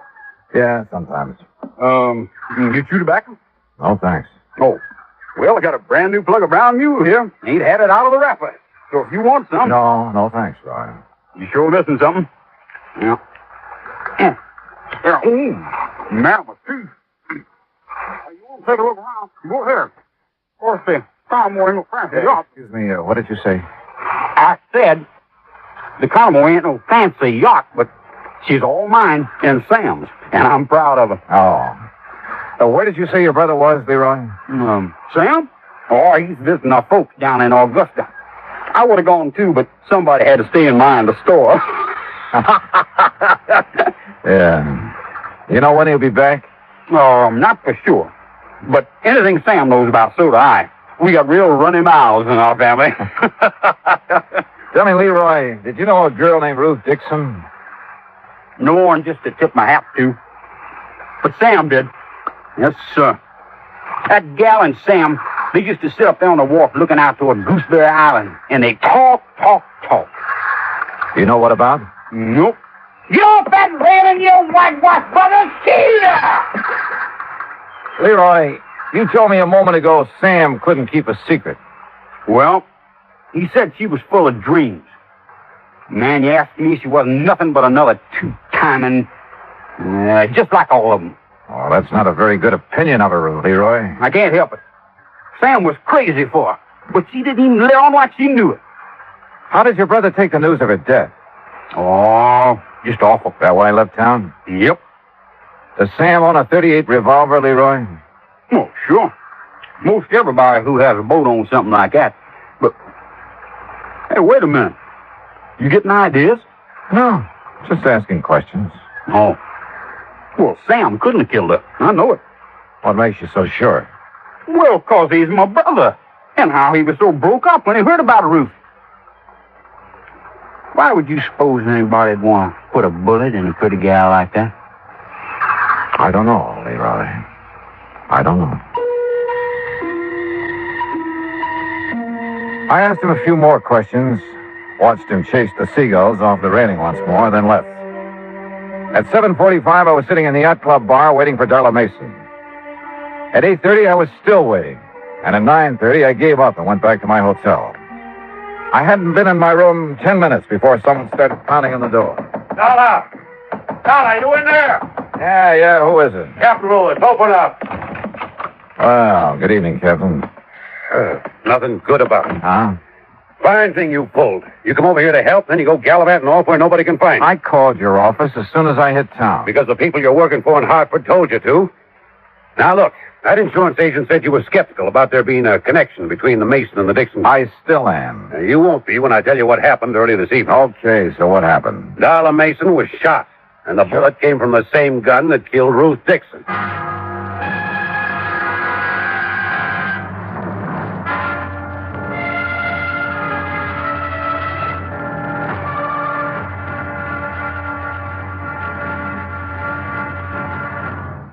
Act two of yours truly, Johnny Dollar, in a moment. It is a very well-known fact that symbols are important to men everywhere. Whether they be symbols of country, religion, or honor, they're a cherished part of the culture and tradition of all peoples. As in almost all countries of the world, the people of Spain are very religious. And in the Spanish town of Vendrell, the people were having difficulty with a symbol. A 300-pound angel sitting on top of a 150-foot church steeple. The angel had been there since 1784 and needed repairs to keep it from falling down on the heads of the parishioners. But 150 feet is a long way up, and 300 pounds are a lot of weight to bring down. Now, there was a great deal of head-scratching over the problem, until someone casually mentioned the problem to someone else who happened to be stationed at the United States Air Force Base in Zaragoza, Spain. It wasn't long before visions of a helicopter came to mind. Because Americans like to help other people everywhere, the Air Force whirlybird lifted the angel from the church steeple, brought it down for repairs, and later returned it to its perch. So grateful were the people of Vendrell for this act of friendly cooperation that they held a mass celebration of American Day to show their appreciation. Television and newsreels carried the story of kindness, so did the newspapers and magazines throughout Spain. This gesture on the part of the United States Air Force created a new symbol, a symbol of friendship and understanding. It became a symbol of freedom, the right of all men everywhere. Now, Act two of yours truly, Johnny Dollar, and the Dixon Murder Matter.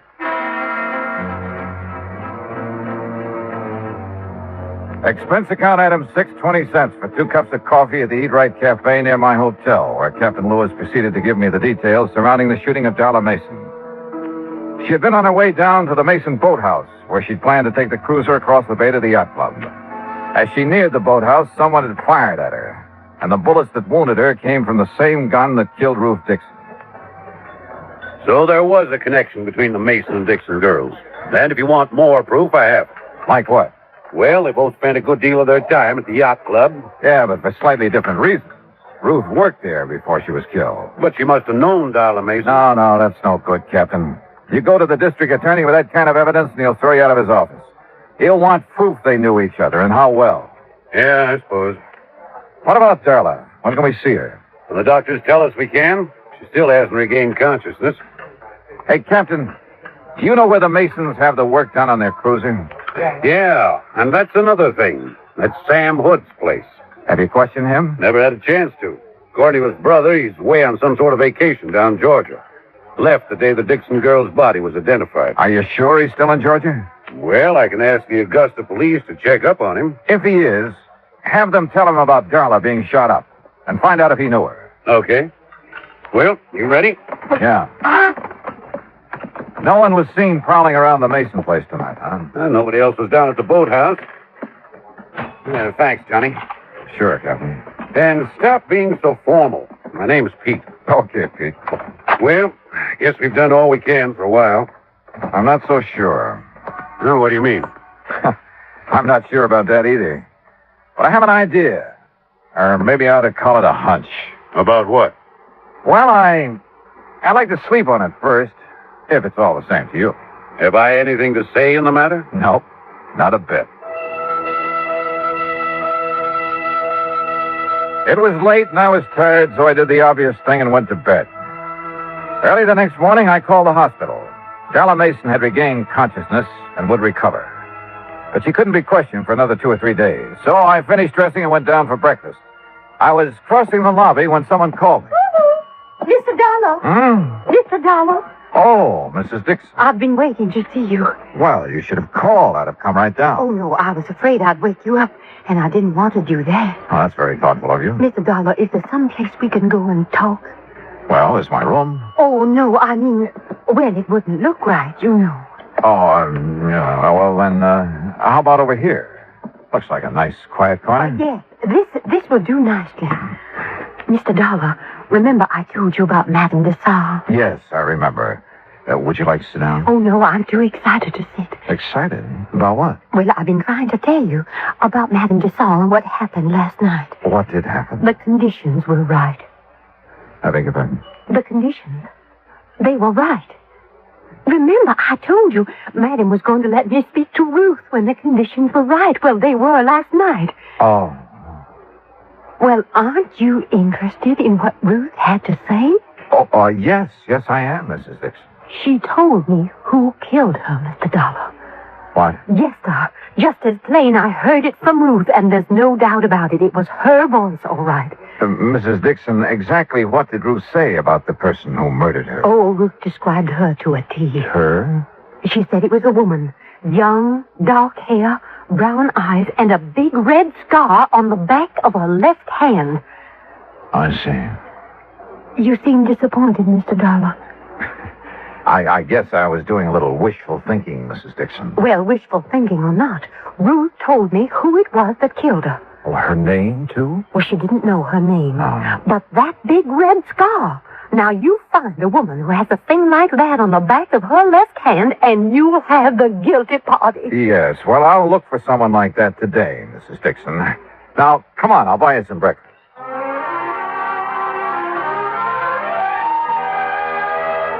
An hour later, back in my room, I put in a call to Captain Lewis. Morning, Johnny. Morning, Pete. Anything new? Well, we heard from the Augusta police. Yeah? Sam Hood's in Augusta, all right. Been there for over a week. Uh-huh. Did they ask him if he knew the Mason girl? I said he did. Said the Masons used to let him and his brother service their cruiser. Uh-huh. Johnny, when are you going to stop playing games and tell me your idea? Hunch, you mean, Pete. And I'll tell you just as soon as I get back from the library. The library? Oh, and while you're waiting, call back the Augusta police. Have them get hold of Sam Hood again. What for? Ask him who named his boat. What? Yeah, ask him if it was his idea to name it the Connemore or his brother's. Johnny, are you feeling all right? Never felt better, and I'll see you in about an hour. I found what I was looking for in the library, then went back to Captain Lewis's office and told him what I was now beginning to believe. While I was there, Sam Hood called from Augusta with the answer to the question the police had asked him. Then I went alone down to the wharf on Viking Beach.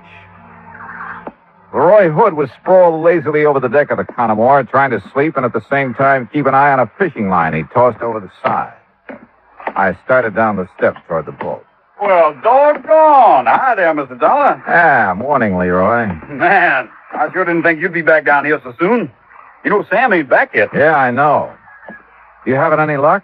No, just making believe. For real fishing, you gotta go out beyond Gooseberry Island. Well, how about taking me someday? Why, sure. Man, you just say the word and we'll go right now. Well, no, I'm afraid I couldn't do that this morning, Leroy. Well, you just let me know anytime. Yeah. How fast this boat cruise? 25 knots. Now, ain't that something? Fastest boat between here and the Navy station. How long would it take you to get over to the Mason home and back again? Why, it wouldn't take no time at all. How come you asked that? Did you know Darla Mason was shot last night? Heard something about it, yeah. Do you know Darla Mason, Leroy? How could I know somebody like that? I don't know. But if you didn't know her, why did you try to kill her last night? You joking? No, not a bit. Oh, come on now, man. What you mean I tried to kill her last night? Just what I said. That ain't funny. That ain't one bit funny. But it's the truth, isn't it? The truth? Now, who told you that? Darla. What? What, she couldn't have? No, why not? Because the paper says she's still unconscious. Besides, she couldn't have seen nobody around that boathouse last night. It was too dark. Dark as it was the night you killed Ruth Dixon. You know, you beginning to get me riled, Dollar. That's so? It sure is so. Coming around here with all kinds of lies saying I killed Ruth Dixon. I didn't say it. Your brother did. Sam? Oh, man, now you really lying.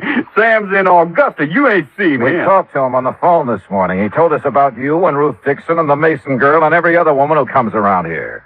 Well, just 'cause I try to make a little time with him, that don't mean I killed nobody. Sam told us different, Leroy. He told us that you can't stand to have a woman laugh at you. Every time a girl has, you've tried your best to make her sorry for it.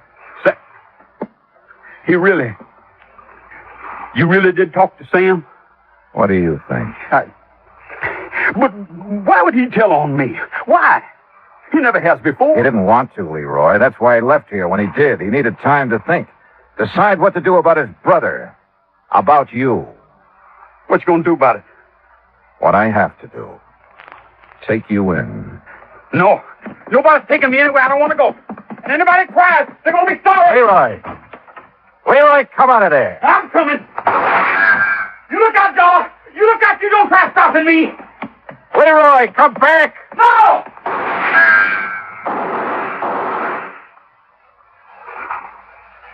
Johnny? You all right? Oh, yeah. I'm just fine. Come on up. All over. Yeah, Captain. I know.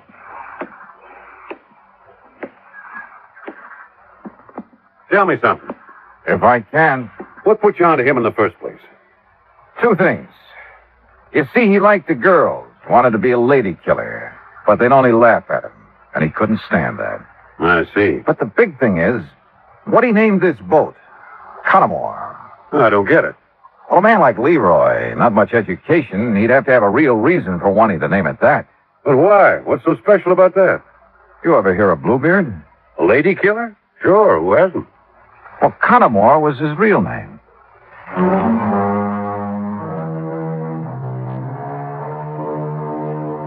I saw Mrs. Dixon late that same afternoon.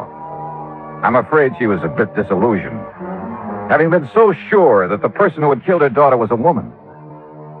But there was one funny thing. On the back of Leroy's left hand was a long red scar. Expense account total, including car rental, hotel bill, and transportation back to Hartford, $968.20. Yours truly, Johnny Dollar.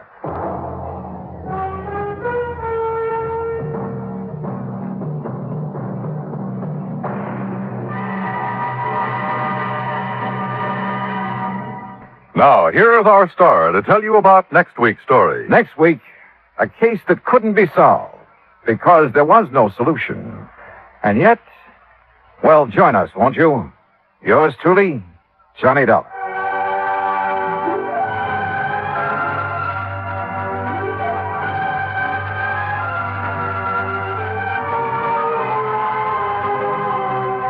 Yours truly, Johnny Dollar, starring Bob Bailey, originates in Hollywood. Written by Charles B. Smith, it is produced and directed by Jack Johnstone. Heard in our cast were Gene Tatum, Jeanette Nolan, Frank Nelson, Russell Thorson, Sam Edwards, and Austin Greed. Musical supervision is by Amerigo Marino. Be sure to join us next week, same time and station, for another exciting story of yours truly, Johnny Dollar. This is Dan Cubberly speaking.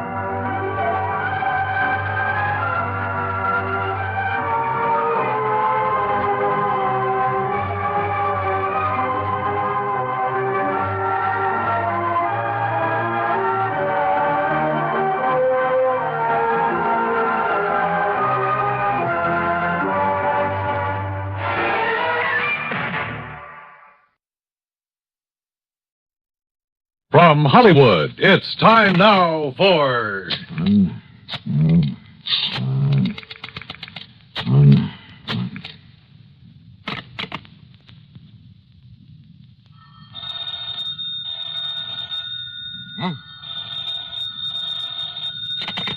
Johnny Dollar. Betty Lewis.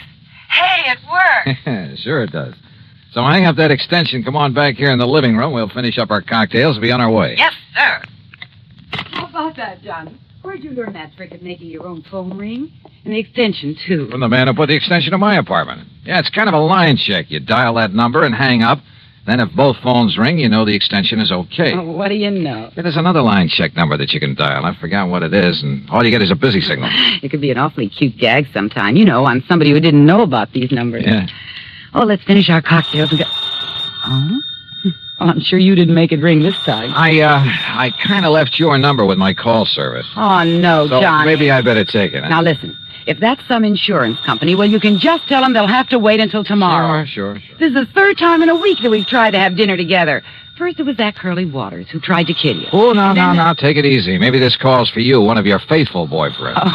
Oh, well, then maybe I'd better answer it. No, just leave it to me. I'll scare him off.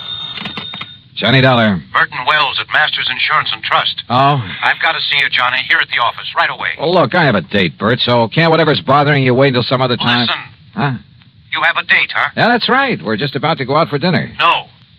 Johnny, unless you get over here right away, you may find you have another date. What? A date with death. Well? Okay, Bert.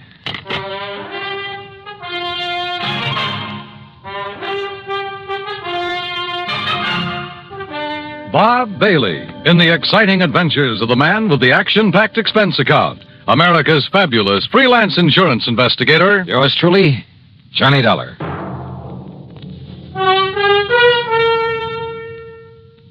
And now, Act One of yours truly, Johnny Dollar.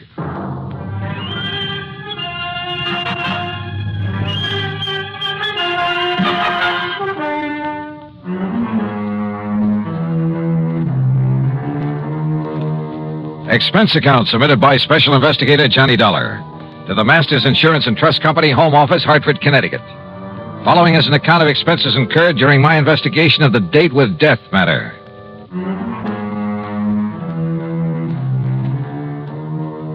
I told my date, Betty Lewis, to stay there in her apartment until I called her. Then I spent item one, $1.20 for a cab to Masters Insurance and Trust. Bert Wells was all alone in his office. Come in, Johnny. Sit down. Yeah, sure, Bert. Now, what's all the excitement? Curly Waters. Oh, I kind of had a hunch that was it. Lieutenant Howard Daly's on his way over from police headquarters. What's happened? 2 years ago, you had Curly sent up to the pen. Yeah, that's right, for the Maley's department store job he pulled. Then, just a few days ago... He swore that he'd get you for that he'd kill you, didn't he? So what happened? When he escaped and came here to Hartford a few days ago. I know all about that from reading your report. Thanks to some quick thinking on your part, the police nabbed him instead, plus the loot from the department store robbery. You know who deserves the real credit for that? The girl I had a date with tonight, until you spoil things with your phone call. Johnny, as you know, either you or the police wounded Curly Waters, which is why he was taken to the hospital and placed under guard instead of being locked up. So? Well, Mr. Wells, I see you managed to locate him. Yes, Lieutenant. You okay, Dollar? Any reason why I shouldn't be, Howie? Has Mr. Wells told you what's happened? No, but I think I can guess. Curly Waters escaped from the hospital. Yes. I had 3 good men there watching over him, but he managed to get by them. How? With help. One of his old cronies. Gimpy Taylor? Yes. Gimpy created a disturbance out in the hall, and when they went after him, Curly crashed out through the window. When they went back in after him, Gimpy took it on the lam. 3 good men, did you say? Well, the odds were all with Curly and Gimpy. When the boys went out in the hall after Gimpy again, it was full of interns and nurses and stretchers with patients on them. If they'd fired a shot, they might have killed somebody. Well, what goes? Do you want me to go out and look for him? No, sir. Don't you see, Johnny? The reason I called you is because of the threat against your life. Of course. And, Johnny, I'm going to provide you with a bodyguard 24 hours a day until Curly is picked up. No, wait a minute. Listen, Howie. You listen. He almost got to you just a few days ago. Don't you forget that. And one way or another. The lieutenant's right, Johnny. You said yourself that if it wasn't for your girlfriend, this Betty Lewis... Uh-oh. Bert, let me use your... Here.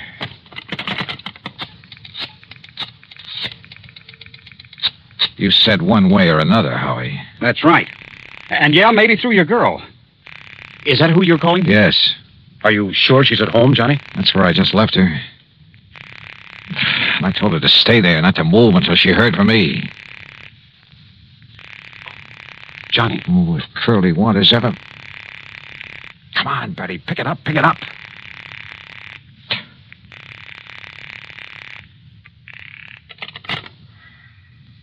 No answer.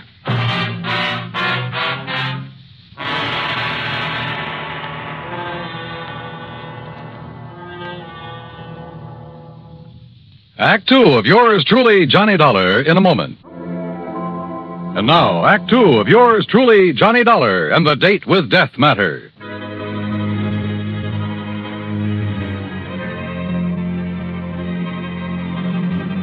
Curly Waters, killer, on the loose again. I left Betty in her apartment. I told her to stay there. But when I tried to call her on the phone, no answer. Lieutenant Howard Daly and I took the elevator down to the street to his prowl car.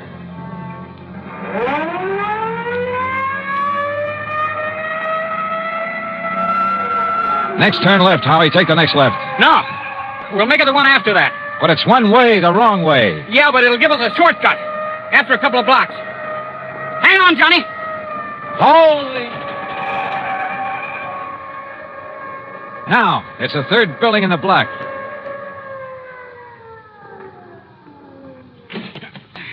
Lead the way, Johnny. Where's the elevator? Come on, forget it. The stairs are quicker. Johnny, if Curly has got to her... Say it.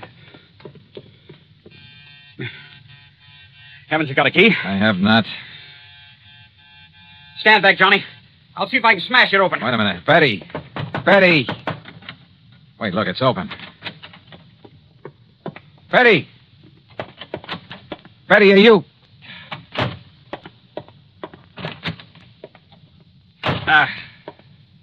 I'm afraid she's gone, Johnny. Just gone. We went over the apartment with a fine-tooth comb, hoping to find some clue as to where she'd gone. Yeah, and how she'd gone. Curly was a desperate man, likely to do anything. Betty had left in a hurry, we were sure of that, because the closet in the foyer was left open, the coat hanger lying on the floor, and because of the way she'd left the front door unlocked. But that was all we knew. At least there was no sign of a struggle. Because he probably had a gun. And your girlfriend probably knows he's one of the best shots in the country. All right, Howie, now listen. Huh? No, let me take it, Johnny. But it may be. I'll get it. Hello? Lieutenant Howard Daly there? Who's calling? Riley down at headquarters. Who'd you think? It's Riley. Thanks. Yeah? We got one of them, Lieutenant. Gimpy Taylor. What's that? Where? About 11 miles up North Road. Yeah? He wrapped a stolen car around a big elm tree, up at Dead Man's Cave. Did it kill him? I managed to crawl a couple 100 yards into the brush before he conked out. Was Curly Waters with him? Riley. Was Curly Waters with him? There was no sign of him, but the man they stole the car from said there was two of them. There was two of them then. Ask him. Any sign of Betty there? Riley. Any sign of a passenger, a girl? No, sir, Lieutenant. Well, okay, I'll keep checking with you. You hear it all, Johnny? Yeah. 2 men stole the car. So the other one must have been Curly. Yeah, but whether they were both on the rack and Curly was able to get away... After all, if Gimpy was able to crawl a couple of 100 yards... Yeah. Curly may be a couple of 100 miles away by now. Or maybe not. Howie, I don't think he left town with Gimpy. Helped him steal the car, yeah, to make it look as though he was leaving. Why do you say that, Johnny? Because of Betty. Because I think he's holding Betty to get me to him. Then maybe you'll agree to a 24-hour-a-day bodyguard after all, huh? No, absolutely not. Johnny, You think that Curly's a jerk? Well, he isn't. He's smart. He's smart enough to smell a cop a mile away. No, Howie, no. There's only one thing to do, only one way to flush him out. Johnny. Betty. Betty, what happened? Where have you been? What happened to you? Well, I got a phone call. Yeah? From the hospital. At least they said it was the hospital. Yeah? They said you were down there. That you'd been shot by Curly Waters. See, I told you he's clever, Howie. Oh, Betty, thank heaven he isn't out to get you. Oh, this is Lieutenant Daly from headquarters. Hi, Lieutenant. Hello. What were you going to say, Johnny? I say he's clever. This means that Curly's still in town, still gunning for me. He called Betty to get her away from this apartment, knowing that I'd come here. Johnny. Yeah. And he might have been here waiting for me if you hadn't come too. But he's smart enough to want to catch me alone. So, Howie, it means there's only one bait in the world that'll bring him out in the open. What's that, Johnny? Me. Alone. Johnny. All right. Betty, you're staying here. Howie, you're going back to headquarters. Me, I'm going to my apartment. I'm going to sit there and wait for him. Oh, Johnny, no. Okay. Sure, Johnny, you go right ahead. But I'll have enough men hidden away surrounding that place of yours. No, then you'll never get him. Then he'll have to skip out. Maybe skip the country. I'd like to see him try it. Howie, he's an actor, a good one. If that costume of a priest he was going to use before, he can... Well, in that, he could have walked right by you or me or anybody else and never have been recognized. And with a phony passport, which he already has, he'll skip the country, all right? But when he comes back, I won't know. I won't be ready for him. Right now, I am. Oh, but please, Johnny. Yeah, listen. No, Howie. But you'd be a sitting duck for it. Sorry. It's the only way. Act 3 of yours truly, Johnny Dollar, in a moment. Now, Act 3 of yours truly, Johnny Dollar. Johnny Dollar. Pigeon. Maybe soon to be a dead one. But the only way to bring Curly Waters out in the open was for me to wait for him. Wait for him to come and try to kill me. So after making Betty promise to stay in her apartment and Lieutenant Daly to go back to headquarters, I went over to my own apartment. And I waited. Believe me, I felt anything but brave. But I'd rather take my chances on having it out with him now than spend the rest of my life knowing he was still alive, somewhere, still gunning for me. That sooner or later he'd catch me off guard. 11 p.m., 12, 12:30. Huh? My impulse was to raise my gun and pull off a couple of shots right through that door. Yeah? Who is it? It's Howie. Open up. Oh. Oh, Howie, what the devil are you doing here? Just checking up, Johnny. Checking up. You got a bunch of your boys scattered around out there? No. Those bodyguards you were talking about? No, Johnny. But listen, will you? Sitting here alone, waiting for him, you're taking too much of a chance. Can't you get it through that thick skull of yours? I tell you it's the only way to make him show himself. And I tell you, it's the surest way in the world to get murdered. You don't think I'm able to take care of myself, huh? I didn't say that. Well, then? I'm a cop, Johnny. I just can't let you do this. Oh? You mean you're worried that maybe you'll be set down to pounding a beat again? Oh, no, you crazy fool. I'm worried about you. Won't you change your mind? No. Now you better leave, Howie, and for heaven's sake, don't come back again. But unless I do, how can I tell? How will I know? Oh, you'll know. If he does come, and I'm sure he will, if you don't scare him off. I hope and pray he doesn't. Well, when it's all over, I'll call you. Johnny, if he Oh, kills go you... on, Howie, will you? You're just holding things up. And don't tell me he doesn't know you've come here. So go on, baby, beat it. Okay. And you give me your word that you won't come back until I call you. But what if he gets you? Your word on it? Okay, Johnny. I went back into my little kitchen and brewed a pot of coffee, a big one. Fatigue was a possibility I hadn't thought of until right now. But maybe Curly Waters had. Yeah, he probably thought of a lot of things, a lot of tricks. Because at least one thing was sure, after what happened a few days ago, he knew that somehow he'd have to get me off guard. I hoped and prayed that Howie would keep his word, would keep his men away from the whole area. That he himself would stay away, not even call until this whole thing had come to a head. Then I heard it. It was at the back door of my apartment, the kitchen door that led to a fire escape. Fortunately, I'd turned the light off in the kitchen. I could sneak in without being seen. Johnny. Oh. Johnny. Betty, get in here quick. Oh, why did you come here? Oh, Johnny, I've been crazy with worry. Didn't the lieutenant have brains enough to put some men around your place to keep an eye on you? Oh, I threw an old tin can out the window, and when they went to investigate, I sneaked out the back way through the alley. Betty, you're insane to have come here. Don't you see? If Curly comes and there's a lot of shooting... You think I could just sit there knowing what might happen here any minute? Knowing that if Curly got lucky or something... honey, I don't know what to tell you. And I can't send you back without a police guide. And if the police come around, it'll only keep Curly away. I just been sitting here hoping that Howie will have sense enough not to come back again. Again? Oh, yeah, he got worried about me, too, and... Wait a minute. Johnny, it's Curly. Oh, Johnny. Yeah, maybe it is. All right, go on into the bedroom here. Come on, Betty. Johnny. Now, stay there.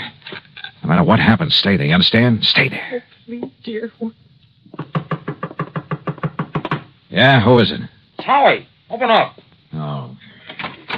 I told you, Howie, you idiot. You would... Just don't try to raise that gun, Dollar. Curly, Drop it.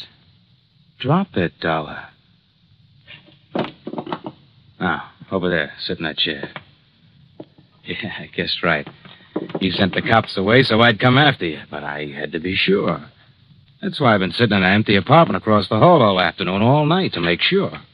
That's how I knew what the lieutenant's voice sounded like. Real clever boy, Curly. All right. I'm not going to waste any time. That dumb lieutenant might try coming back again. I'd have to kill him, too. So, Dollar, I'm not even giving you time to pray. You're pretty sure there aren't any cops planted around here, aren't you? I'm not only sure, but Gimpy Taylor's wife has spotted where she can see him if they try to come around. Yeah? Just what do you think she could do about it? One shot into the alley across the street and they'd forget all about you. Dumb cops. All right, tell me, Curly. Forget it. Goodbye, Dollar. No, don't answer. Not a word, Dollar. Not a word. Curly. Just hang it up slowly. What? Who is that? How should I know? Curly, listen to me. Hand me that phone. And don't move. Move with that gun on me here. Curly. Yeah? Who is it? Myrtle, Gimpy's wife. Myrtle. Now listen, Dollar isn't alone. He what? In the bedroom, waiting for you. Listen, is the door to that bedroom open? No, it isn't. What goes, Curly? Quiet. Now listen to me. If the door of that bedroom starts to open, don't wait. Start shooting. Hey, Dollar, hold his phone. Keep the line open. And don't move out of that chair. Mind telling me why? Quiet. Quiet.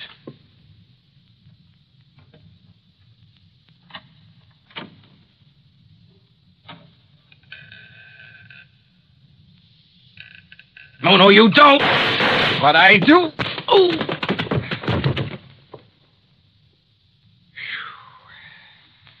Okay, Betty. And thank heaven you remember the number to dial and make those phones ring. And how about the way I disguised my voice for him? Do you realize what a chance you were taking if he hadn't turned to fire when you kicked open that door? If I'd missed him when I threw that phone at him? It worked. That's all that counts. And look, one of his bullets nicked you right here on the arm. Nicked me, Oh, blood. Oh, hold me, Johnny. Oh, sure. Sure.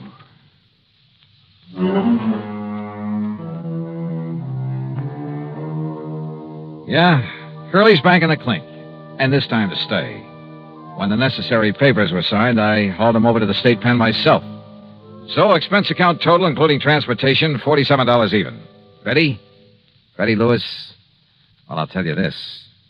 If I were the marrying kind, believe me. Yours truly, Johnny Dollar.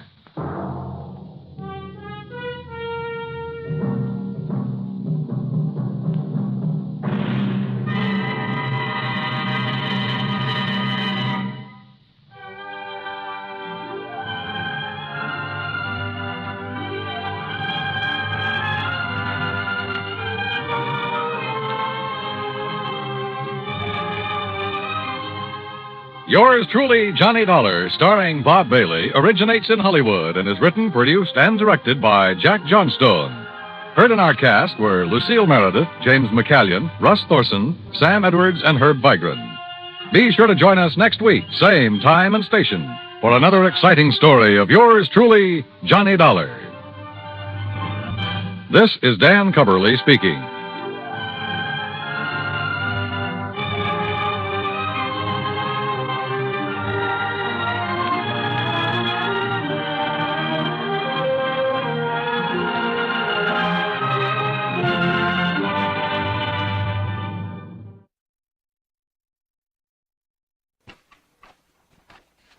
Dan Slate 107B. This is Johnny Dollar for broadcast Sunday, May 10, 1959.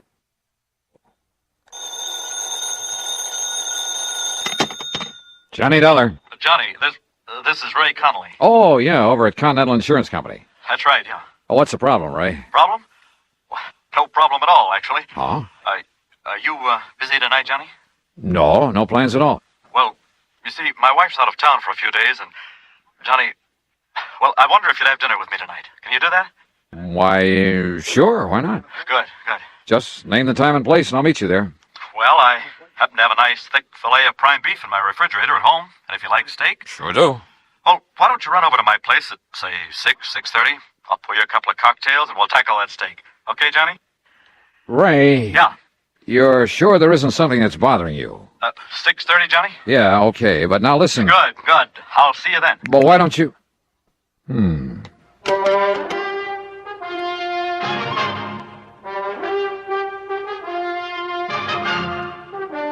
Bob Bailey, in the exciting adventures of the man with the action-packed expense account, America's fabulous freelance insurance investigator. Yours truly, Johnny Dollar.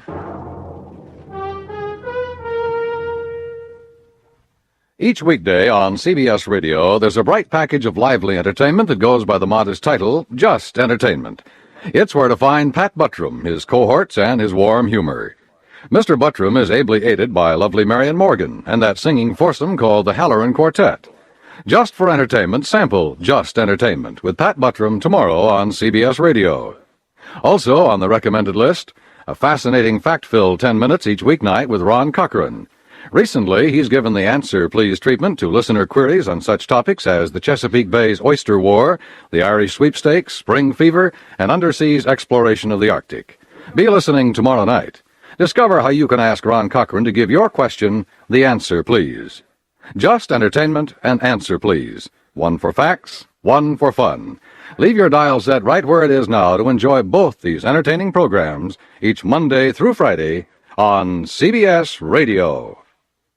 And now, Act One of yours truly, Johnny Dollar.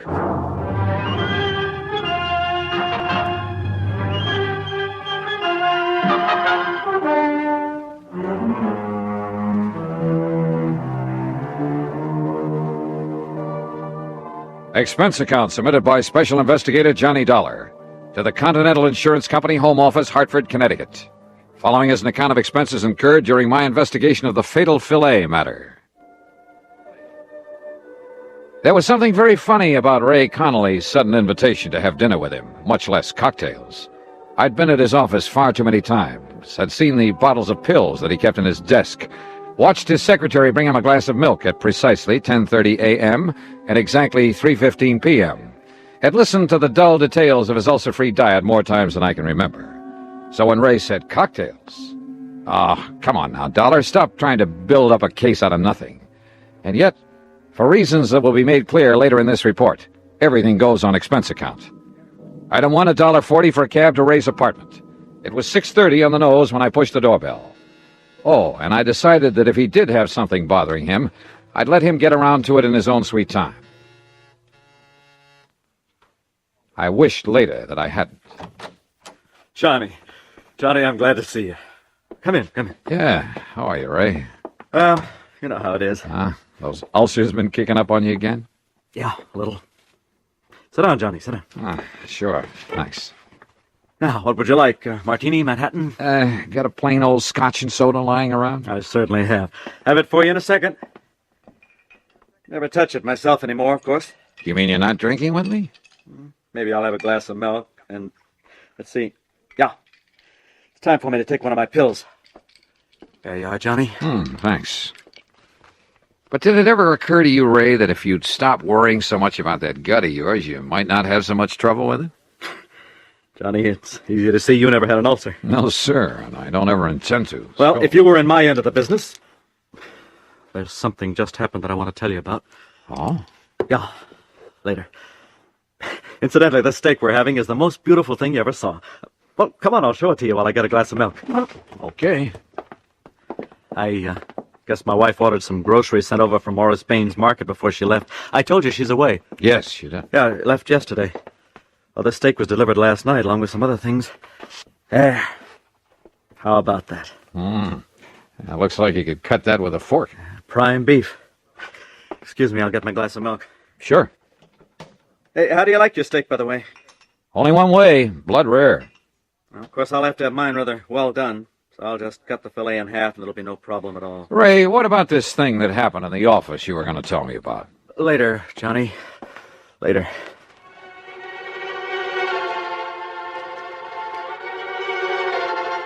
Again, looking back, I wished that I'd pressed the point, but I didn't. Instead, I had another drink, watched him sip his glass of milk, listened to him complain some more about his pet ulcer, and then, finally, we sat down to dinner. There we are. Isn't that the most beautiful steak you ever saw? Oh, no. Huh?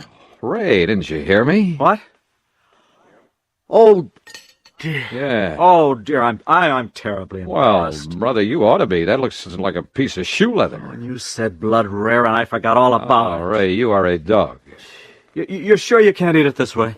I'd rather chew up an old boot. Hey, listen now. Something's bugging you. Now, what is it? Nothing, Johnny. Look, I'll go out and buy another one for you, huh? And let yours sit here and get cold? No. Oh, Johnny, I'm terribly sorry. Oh, that's okay. Go ahead, Ray. Tear into it. I'll go out in the kitchen and see if I can find the makings of a sandwich.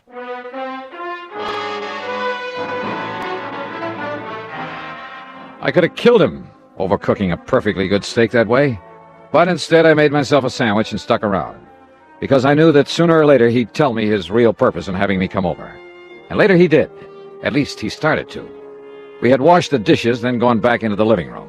I had settled down with a third cup of coffee and a cigarette, and he was sipping at another glass of milk. It's just that I don't like being threatened, Johnny. Threatened? Heaven knows I have enough trouble keeping this ulcer under control with just the daily run of problems I have to face at the office. Oh, what do you mean by you know, people demanding more from their insurance than they deserve. People filing claims when they aren't entitled to any insurance at all, and then trying to... Oh!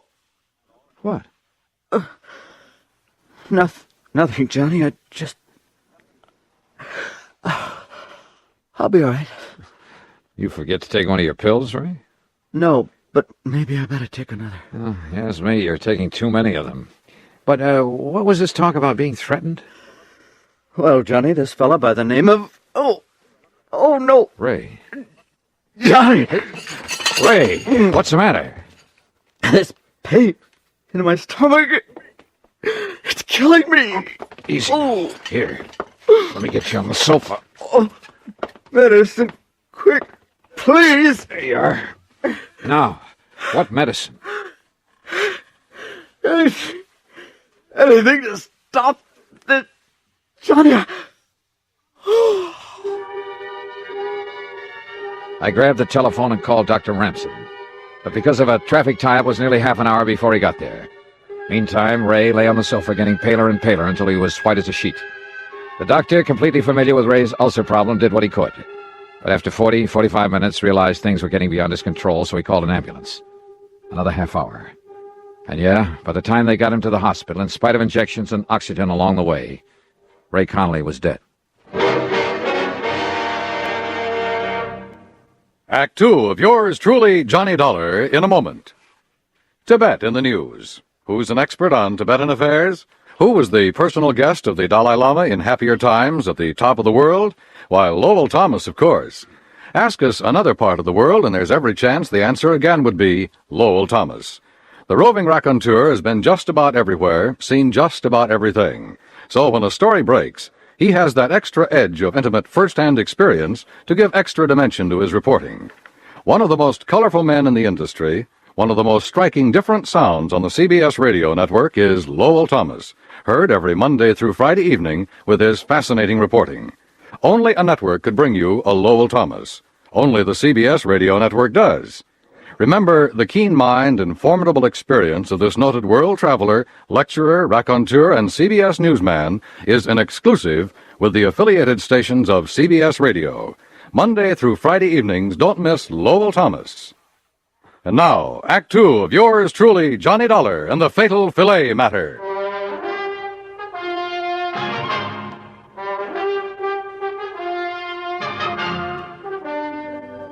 Yes, Mr. Dollar, I knew that Connolly's ulcer condition was serious. I've been treating him for a couple of years, but I certainly never believed this could happen. What it means is that he bled to death. Is that it, Doctor? Yes, internal hemorrhage. But of such intensity, I don't understand it. And yet, well, let's face it, Dollar, this sort of thing has happened before. Has happened before? Yes. Doctor, you may be right about that. Well, of course I am. But not in the way you think. I went back to Ray's apartment, let myself in with a key I'd filched out of his pocket, then went over every inch of the place. And I came up with nothing. Nothing, that is, until I went into the kitchen. There I saw for the second time the bag of groceries that his wife had had delivered from Baines Market, from which Ray had taken only one thing, so far as I knew: the steak he'd eaten that night. Yeah, and he had eaten every bit of it. I dumped them out on the table, made a list of them. Then I noticed something else on the table. It was a cheap gold-plated cufflink with the initials XD on it.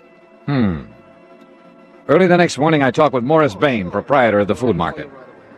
Insurance investigator? That's right, Mr. Bain. What? No, Joe, just call me Morris. That's what my customers do. Okay, Morris. Well? Oh, of course. I'll be glad to cooperate, Mr. Dollar, every which way I possibly can. Good. Now, all I want to know... shelf on the left, Julius, right over the salad dressing. I gotta keep canned snails I gotta keep for some of my special customers. But how people can eat those, I don't... Oh, good morning, Mrs. Beckham. It's a lovely morning, isn't it? Now, Morris... Oh, yeah, you wanted information. Yes. Oh, Mrs. Vandersloot, how are you, huh? How's your nice little doggy this fight? No, get him out of here before he does. No, get outside. Out. Oh, what's your problem with dogs in the store? Yeah, I'm sure. But now, do you have a customer by the name of Connolly? Mrs. Connolly? Sure, lovely woman. She was in here only the other... Oh, how do you do, Miss Keena? How's my little sweetheart today, huh? We got a special on those fancy canned chestnuts. Morris, lights there. listen to me. Like. Mrs. Connolly was in here when? The day before yesterday. Oh, how's her husband, Mr. Dollar? Is he still suffering from those terrible ulcers? No, not anymore. Oh, it's a miracle. Hardly. The point is, she ordered some stuff from you. Yeah, that's right. We delivered it, too, day before yesterday. What? What did she order? Well, right here in the office, Mr. Dollar. I'll tell you exactly what went over there, but exactly. Good. You wanted breakfast cereals, madam, right there in the second aisle. Yeah, you're welcome. Now, right here in this pile of bills is the one for whatever the... Here we are. Mrs. Ray Connolly. Good. Let me compare with the list I have. Sure. Julius! Julius, take care of Mrs. Freeband there by the cheese. Such a time I have with her help. And such an exclusive clientele, you have no idea. Well, did you find what you're looking for? Yeah, everything checks, except for one thing, the steak you delivered. Steak? That's right, a prime fillet, but it's not on the list. We don't sell meat. What? No, of course not. Sadie, double-check the Hathaway order. Somebody made a mistake last week. Wait a minute. That's a good... You're sure your delivery boy didn't take a steak to the Connollys? How could he? Oh, no, well, thanks anyway, Morris. It's a pleasure anytime. Be seeing you. Yes, sure. Sadie, did you deliver the Broomfield order, Xavier? So do it right now away. we try a different tack. Item 2 or 3, whatever it is, a dime for phone call to Dr. Ransom. I suggested he take whatever steps were necessary to make a complete examination of the stomach of the now deceased Ray Connolly. Item 4, 85 cents for a cab to the office of Continental Insurance. Ray's secretary had obviously been crying. I just can't believe it, Mr. Dollar. Yeah, I know, Gracie. Now listen. Did any of the people who've come here to see him ever threaten him? Threaten him? That's right. Well, lots of people have threatened lots of things when they didn't feel their claims were met properly, but he was the fairest, the most honest man... When, Mr. Dollar? Somebody in here yesterday, maybe? Well, yes, there was a man in here yesterday who was very angry about something. Oh? I could hear him pounding the desk in there and swearing. Who was he? I don't know. He must have come back with Mr. Connolly after lunch, and I didn't see him leave, but... Look, he lost a cufflink. A cufflink? Let me... XD. What? Gracie, this is the man I'm looking for. Can you find me a policy with this man's name on it? Just from these initials with all the policies on file? Probably a beneficiary whose claim was settled or refused. You say the man, Mr. Dollar. Yeah, Gracie. The man who murdered your boss.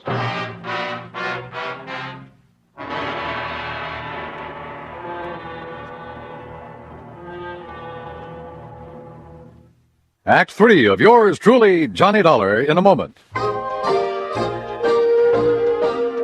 Be sociable, look smart, keep up to date with Pepsi. Drink light, refreshing Pepsi. Stay young and fair and debonair. Be sociable, have a Pepsi. When friends drop in, let your hospitality show you're sociable in the modern manner. Pepsi, you know, is the favorite of the smart and young at heart. Be sociable, look smart, keep up to date with Pepsi. Drink light, refreshing Pepsi. Stay young and fair and debonair. Be sociable, have a Pepsi. Have you tried a Pepsi lately? And now, Act 3 of yours truly, Johnny Dollar. Expense account item 5, another dime for another call to Dr. Ransom. Yes, the autopsy had been made, and yes, they had found enough ground glass in the stomach of Ray Connolly to kill 3 men. That's why Ray, with his ulcer condition, had gone so fast. While he was with you, Johnny, the police would like very much to talk to you. Well, certainly they don't think I did it. Well, of course not. At least, Yeah? Well? well, after all, you were with him at the time when he ate that fillet. Okay, Doc. I'll get in touch with him. Item 6, 10 cents for another call to Ray's secretary at Continental Insurance. Yes, Mr. Dollar, I have. Nice going, Grace. What's his name? Xavier Donato. The folder was still at Mr. Conley's desk. Donato. And the address? 13425 Sunset. Sunset, got it. And listen, the reason he was angry with Mr. Conley... Yeah? He was named as beneficiary of his father's life insurance policy. Yeah? But his father just committed suicide. You see what I mean? Yeah. Donato couldn't collect. Yes. I mean, no, he couldn't. So... Gracie, you're a doll. Item 7, $2.50 for a taxi to the address far out on Sunset Avenue. It turned out to be an old ramshackle rooming house in a pretty lousy neighborhood. Sure, look for yourself, but I tell you, he ain't here anymore. When did he leave? Yesterday morning, bag and baggage. There you are, see for yourself. Now don't tell me he's still living here. Oh, I can't say that I blame him. What's that? Have you any idea where he might have gone? If I did, I'd send the cops to get the rent he owes me. The cops will want him for a lot more than your rent, lady. Yeah? What's more than that? Murder. Item 8, another phone call to police headquarters. I talked with Sergeant Jimmy Maxwell in homicide. Only I listened more than I talked. Cufflinks, huh? With the initials XD on them? That's right. What's the idea of not telling us before? As if you didn't know it, that's withholding evidence. And in a murder case... Hey, look, that's another thing, Dollar. If you suspected murder, why didn't you call us in instead of having that doctor order the autopsy? You trying to hide something? Are you kidding? Where are you, anyway? We've been combing the city for you. As if you didn't know it, you got a little explaining to do down look. here. And listen, who do those initials XD stand for? Well, if you let me get a word in edgewise, I might tell you. Well? The D stands for Donato, the X for Xavier. Xavier? What kind of a name is that? Xavier, if you want to say it that way. Oh, boy, that's a rare one. You got his address? He just left the place where he was living, so he's probably 1,000 miles away. But Xavier? Huh? Of course, and right under my nose. What? Johnny?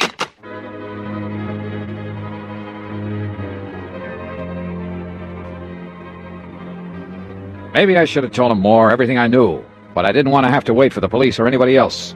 Ray had been a friend of mine, and to bring his killer to justice was all I cared about. As for that name, Xavier, of course I'd heard it, only a few hours before. And for some stupid reason, it had never occurred to me that it began with the letter X.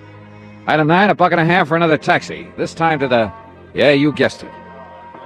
Excuse me, please. Julius, Pardon me, will you please, madam? So I gotta tell you, you pack the vegetables on top. Morris! And it goes in the bottom, huh? Morris, come over here. Mr. Dollar, back so soon already? Now listen, when I left you early this morning, Yeah? just as I was leaving, I heard you call somebody by the name of Xavier. Yeah, you mean that slowpoke, huh? That dumb, stupid. All right, is he please. still here? What's his last name? His last name? Yeah, what is it? Well, his last name, it's...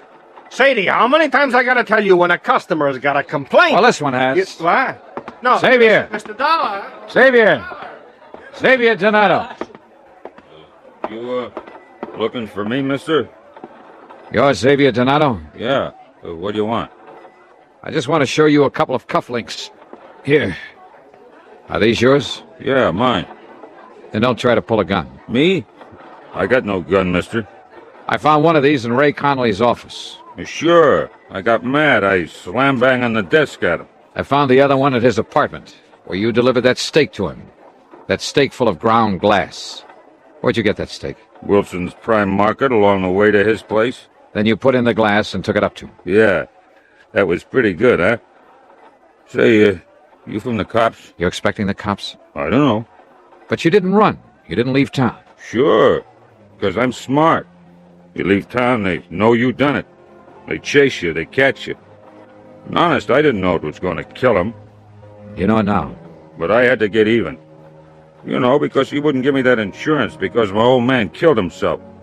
So did my grandpop and his old man. Just because they didn't get something they want. You mean they all committed suicide? Sure. Because it was all, you know, off in the head. But not me. You understand? Because I'm smart. Somebody does something against me like that insurance, well, I get even with them. You understand? I don't go kill myself. I get even with them. And you think they're going to find out? No. You think they're ever going to catch me? What do you think? Oh. You did, didn't you? Yeah. Gee. I guess you're even smarter than I am, mister. Yeah. Come on, Savior.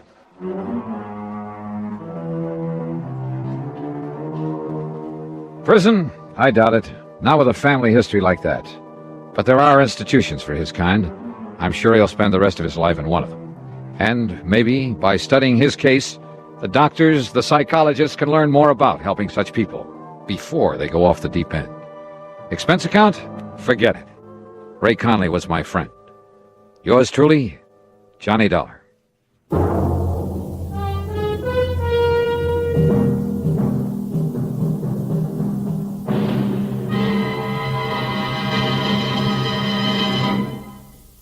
Our star will return in just a moment. A good college education has a lot to do with your future. Whether you're a student, a parent, a college alumnus, a prospective employer, or just an average citizen, you have a stake in the future health of our colleges. The future security and well-being of our nation depends on them. Now is the time to help by contributing to the college of your choice. Just as our elementary and high schools have become overcrowded, so now our colleges are threatened by the increased school population. Funds must be forthcoming now to expand college facilities and hire more professors. Otherwise, our colleges will be unable to handle the millions of future students seeking entrance. If we are to keep pace with the Russians in scientific developments, if we're to improve our standard of living and maintain our free way of life, we must have greater college facilities and have them now. For more information, write for a free explanatory booklet to Higher Education, Box 36, Times Square Station, New York, 36. Now, here is our star to tell you about next week's story. Next week, a pair of twins, and believe me, they bring me a double dose of trouble. Join us, won't you? Yours truly, Johnny Dollar.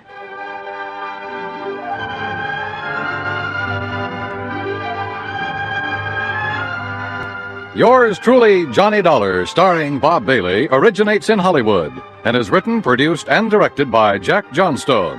Heard in our cast were Virginia Gregg, D.J. Thompson, Jack Edwards, Marvin Miller, Larry Dobkin, Harry Bartell, and Frank Gerstle. This is Dan Cubberly speaking.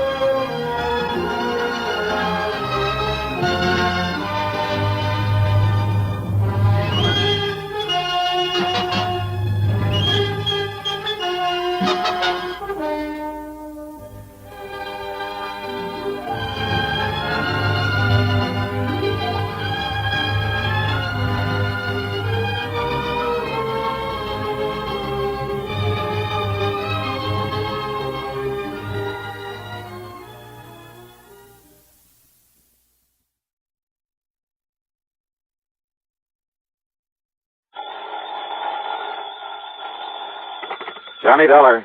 Paul Peters, Johnny, at Western Identity Company. Oh, hiya, Paul. How's the weather out there in the City of the Angels? Johnny, Yeah? can you come out here right away? What's up? Well, put it this way. How would you like to give some much-needed help in the race for outer space? Oh, well, if you mean take a ride in one of those experimental space capsules... No, I mean... Thanks, Paul, but I'll stay in the cheering section for a while. No, I mean put a stop to the trouble that's threatening to... But, Johnny, we have no proof. No proof at all. No proof of what? That these deaths were anything but accidental. That they weren't incidental to something much bigger. Paul... And if you can find out who's in back of them, who's in back of all this... Hey, look, will you start making sense? What? The race for outer space, remember? Yes, Johnny, and you know it's important. Yeah, and I take it some company, some client of yours has a hand in it. Yes. But they're having trouble. Yes. What? Because although there's no proof, I'm convinced, Johnny. Yeah? Well, come on, Paul. All right. Sabotage. Oh? Yes, Johnny. Sabotage.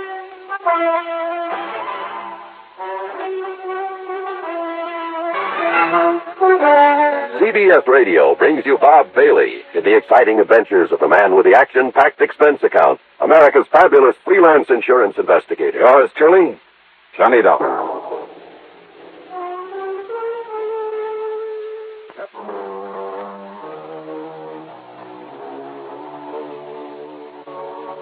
Expense account submitted by Special Investigator Johnny Dollar to the Western Indemnity Company, Los Angeles office.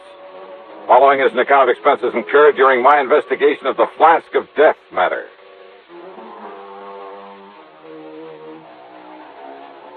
Expense account item 1, $180.40 for a plane to New York, then one of the big jets to Los Angeles. Item 2, $570 for a cab to Paul Peters' office on Wilshire Boulevard on the strip they call the Miracle Mile. I've arranged a rental car for you, Johnny, so you can get on up there right away. On a where, Paul? And you still haven't told me what this is all about. Look here at this detailed map, just above Santa Barbara. Here. Hey, looks like that road runs off into the ocean. On a high bluff overlooking the ocean is the Bar Manufacturing Company. Bar? From the names of Doctors Joseph L. Barham and Ralph T. Barnwell. They're a couple of top-rate scientists. So what do they build? Spaceships? Ostensibly, they make small aircraft components, but actually, well, after they were dropped from governmental service, they begged and borrowed a lot of money to set up a little plant. And they've developed a capsule they're sure will enable a man to return from outer space. Kind of competing with the government, aren't they? Barham and Barnwell are determined to prove that private enterprise can accomplish more than a lot of inter-service wrangling can. More power to them. And if they can prove their rescue capsule works, they'll make millions, Johnny, literally millions. Well, I should think so. Naturally, we, as their insurance company, will benefit too. So far, though, it's cost us a lot of money. Oh, how, Paul? Insurance policies on a couple of their key men who died recently under most peculiar circumstances. Yeah, how? During the testing of this device, but nobody seems to know exactly how or why those men died. Now, if you can find out for us... Yeah, well, I can try. Barham and Barnwell don't want you up there poking around, Johnny, but I've insisted on it, so they're expecting you. I see. So, will you get on up there right away? Sure, why not?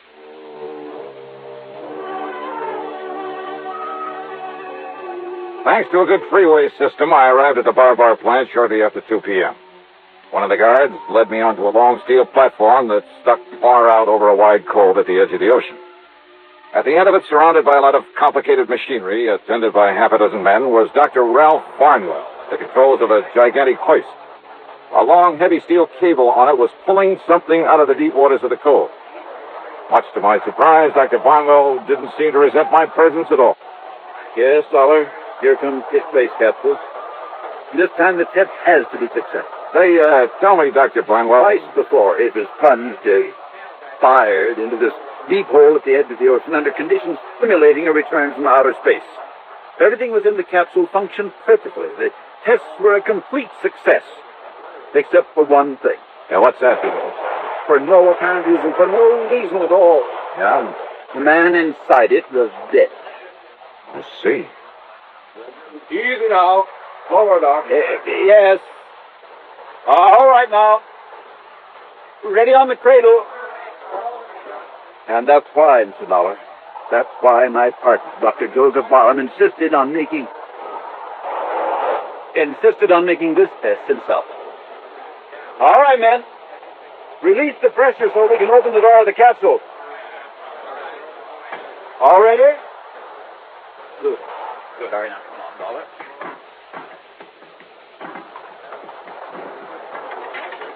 You open it up yourself, don't you? Yes. Yes, I'll open it. All right, stand aside. Stand aside so that we can... All right, now, Dr. Barham, did you...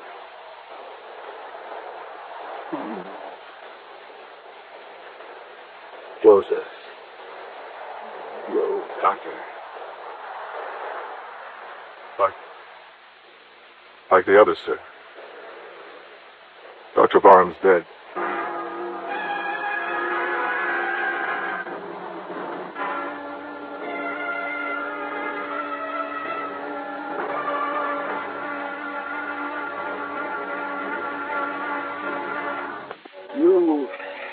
You saw it yourself, Dollar. There was nothing inside that capsule that could possibly have killed Joseph Barham. Yeah, well, now, maybe the autopsy will, Doctor? Yes, of course. We'll have an autopsy, the same as we had on the other two men who died this way, that I know what the findings will be. What, sir? Asphyxiation. But I tell you, it's impossible. If the atmosphere inside it became insufficient or faulty for any reason at all, it would have shown up on the tape recordings that we so carefully checked over. And these young scientists we employ don't miss anything, Dollar. Well, what about a poisonous gas of some kind in there? Poisonous gas? Well, 3 of these in a row, Doctor. It looks kind of deliberate, doesn't it? The presence of any known poisonous gas would have been recorded, too. Any known poisonous gas? What? Well, isn't that what you said, Doctor? And with all the people in the world who'd like to see you fail with a rescue capsule, don't you think a few of them might be clever enough to make up something you couldn't spot? You're talking about some spy, that sort of nonsense? Is it nonsense? Nothing could be placed in that capsule without our knowing about it. You're pretty sure of all the people you have working here? Of course we are, as sure as we can be. Yeah? And what's more, if anything, any device had been placed in the capsule to release this poisonous gas you're talking about, we'd have discovered it when we opened the capsule. We'd have smelled traces of it. Well, maybe. And maybe it sounds wild, Doctor, but have you considered the possibility of the man himself in there releasing some kind of... Dr. Barham, a suicide? No. Good heavens, no. All right, how was a breathable atmosphere provided inside that thing? 2 oxygen tanks, primarily, and a minus pressure tank system containing a CO2 absorption unit, plus, of course... Well, what's been done with the oxygen tanks that were aboard? Why, they've probably been returned to the storeroom, where they can be made ready for the next test. You're not sure? I tell you, Dollar, the presence of any poisonous gas... Any known poisonous gas, remember? You know that rescue capsule inside and out, don't you? Every square inch. Even the most minute detail. Well, I know nothing about it, but, Doctor, that might be an advantage in my investigation. What? Because I have no preconceptions about why or how some device couldn't be put aboard. I'm afraid I don't follow. So maybe I'm just the one to find out how it was. But that doesn't... Also, I have a strange little hunch I'd like to follow up. Do you believe in hunches, Doctor? Hardly. As a scientist, But, Mr. Dollar, if your hunch can result in finding the killer among us... Maybe it will, Doctor. Maybe it will.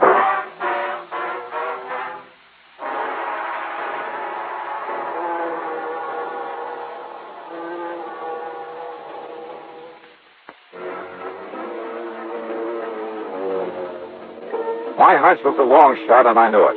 But my hunches usually pay off.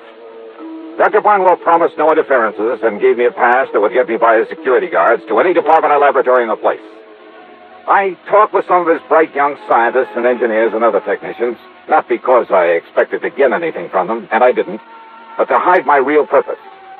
Then I wandered into the storeroom where the oxygen cylinders were kept. I talked to a rather dull-witted character named Pete Prosser. Oh, just about to empty out these here little oxy bottles and go home. Oh, say, didn't I see you up there on the dock with Dr. Barnwell this afternoon, Mr. Dollar? Yeah, that's right, Pete.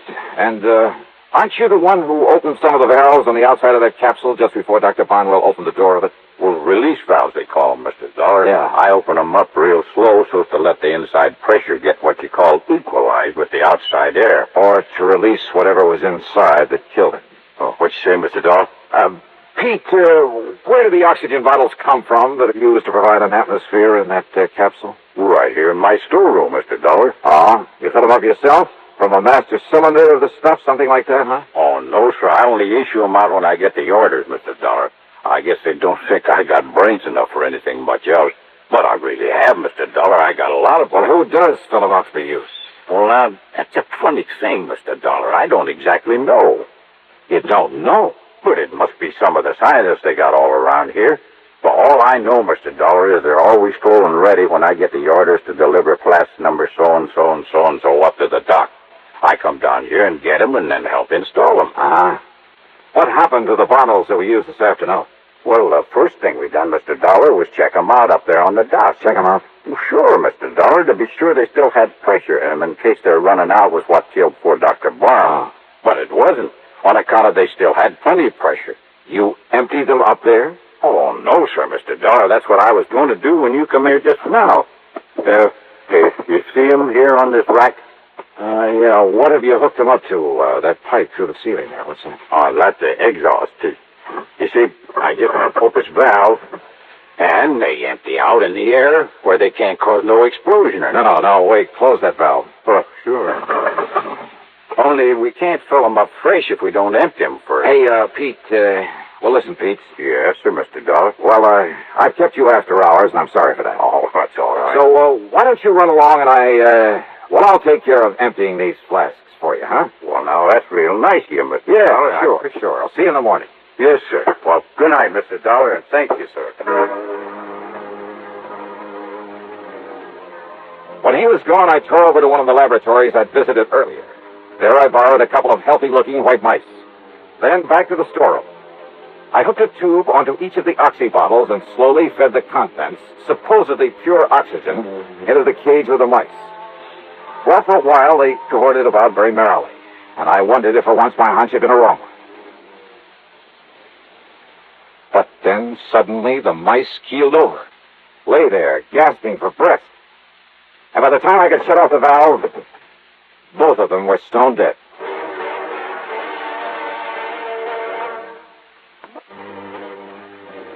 Now I knew how Dr. Barham and the others had been killed inside the space rescue capsule. But by whom? And more important at the moment, why? And then I remembered the old Latin phrase, cui bono, who benefits? And the answer came so easily I could have kicked myself. But how to prove all this? Well, maybe if I put a lethal oxygen tanks up to Dr. Barnwell's office and... maybe there was a better way. Yeah, a little less dangerous.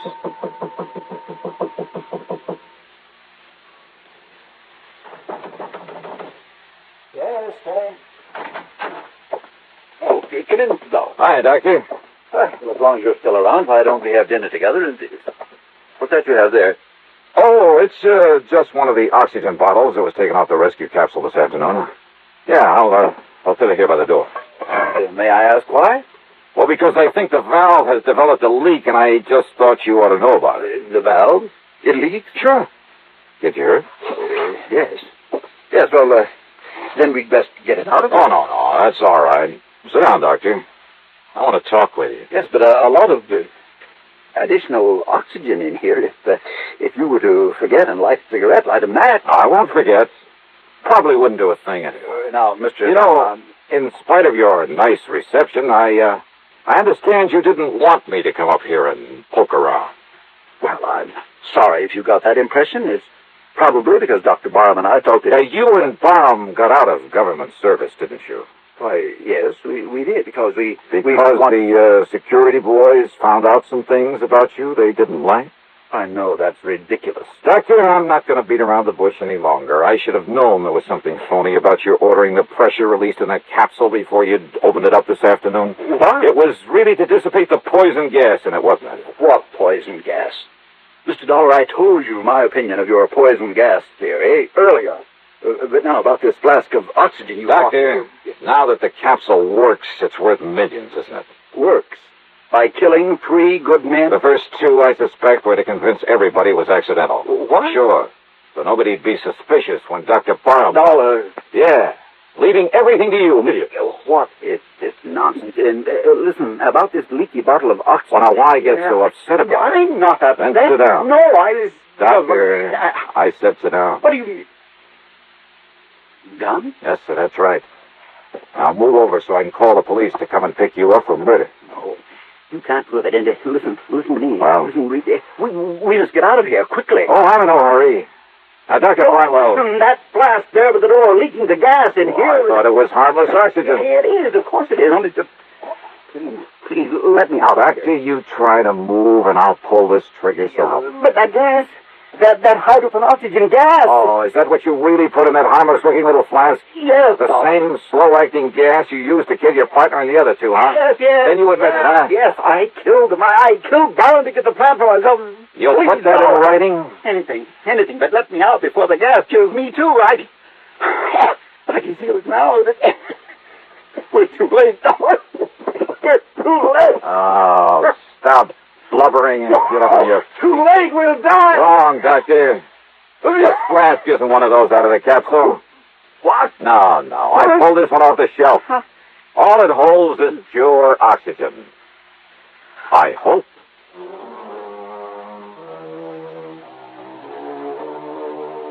I don't know, of course, but I suspect the government will take over.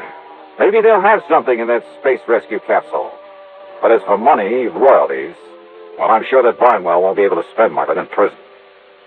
Expense account total, including a couple of days and nights in Santa Barbara and a trip back to Hartford, $431 even.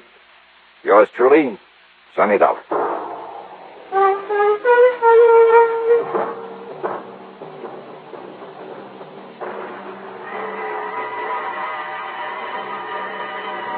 This week a story that's called The Wholly Unexpected Matter, and believe me, the title fits.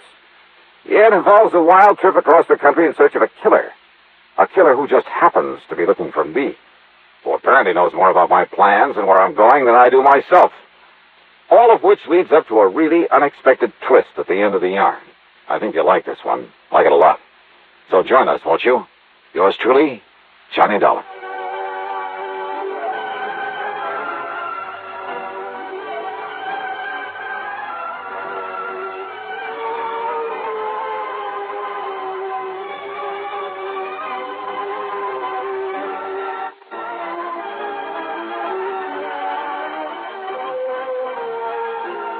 Yours truly, Johnny Dollar, starring Bob Bailey.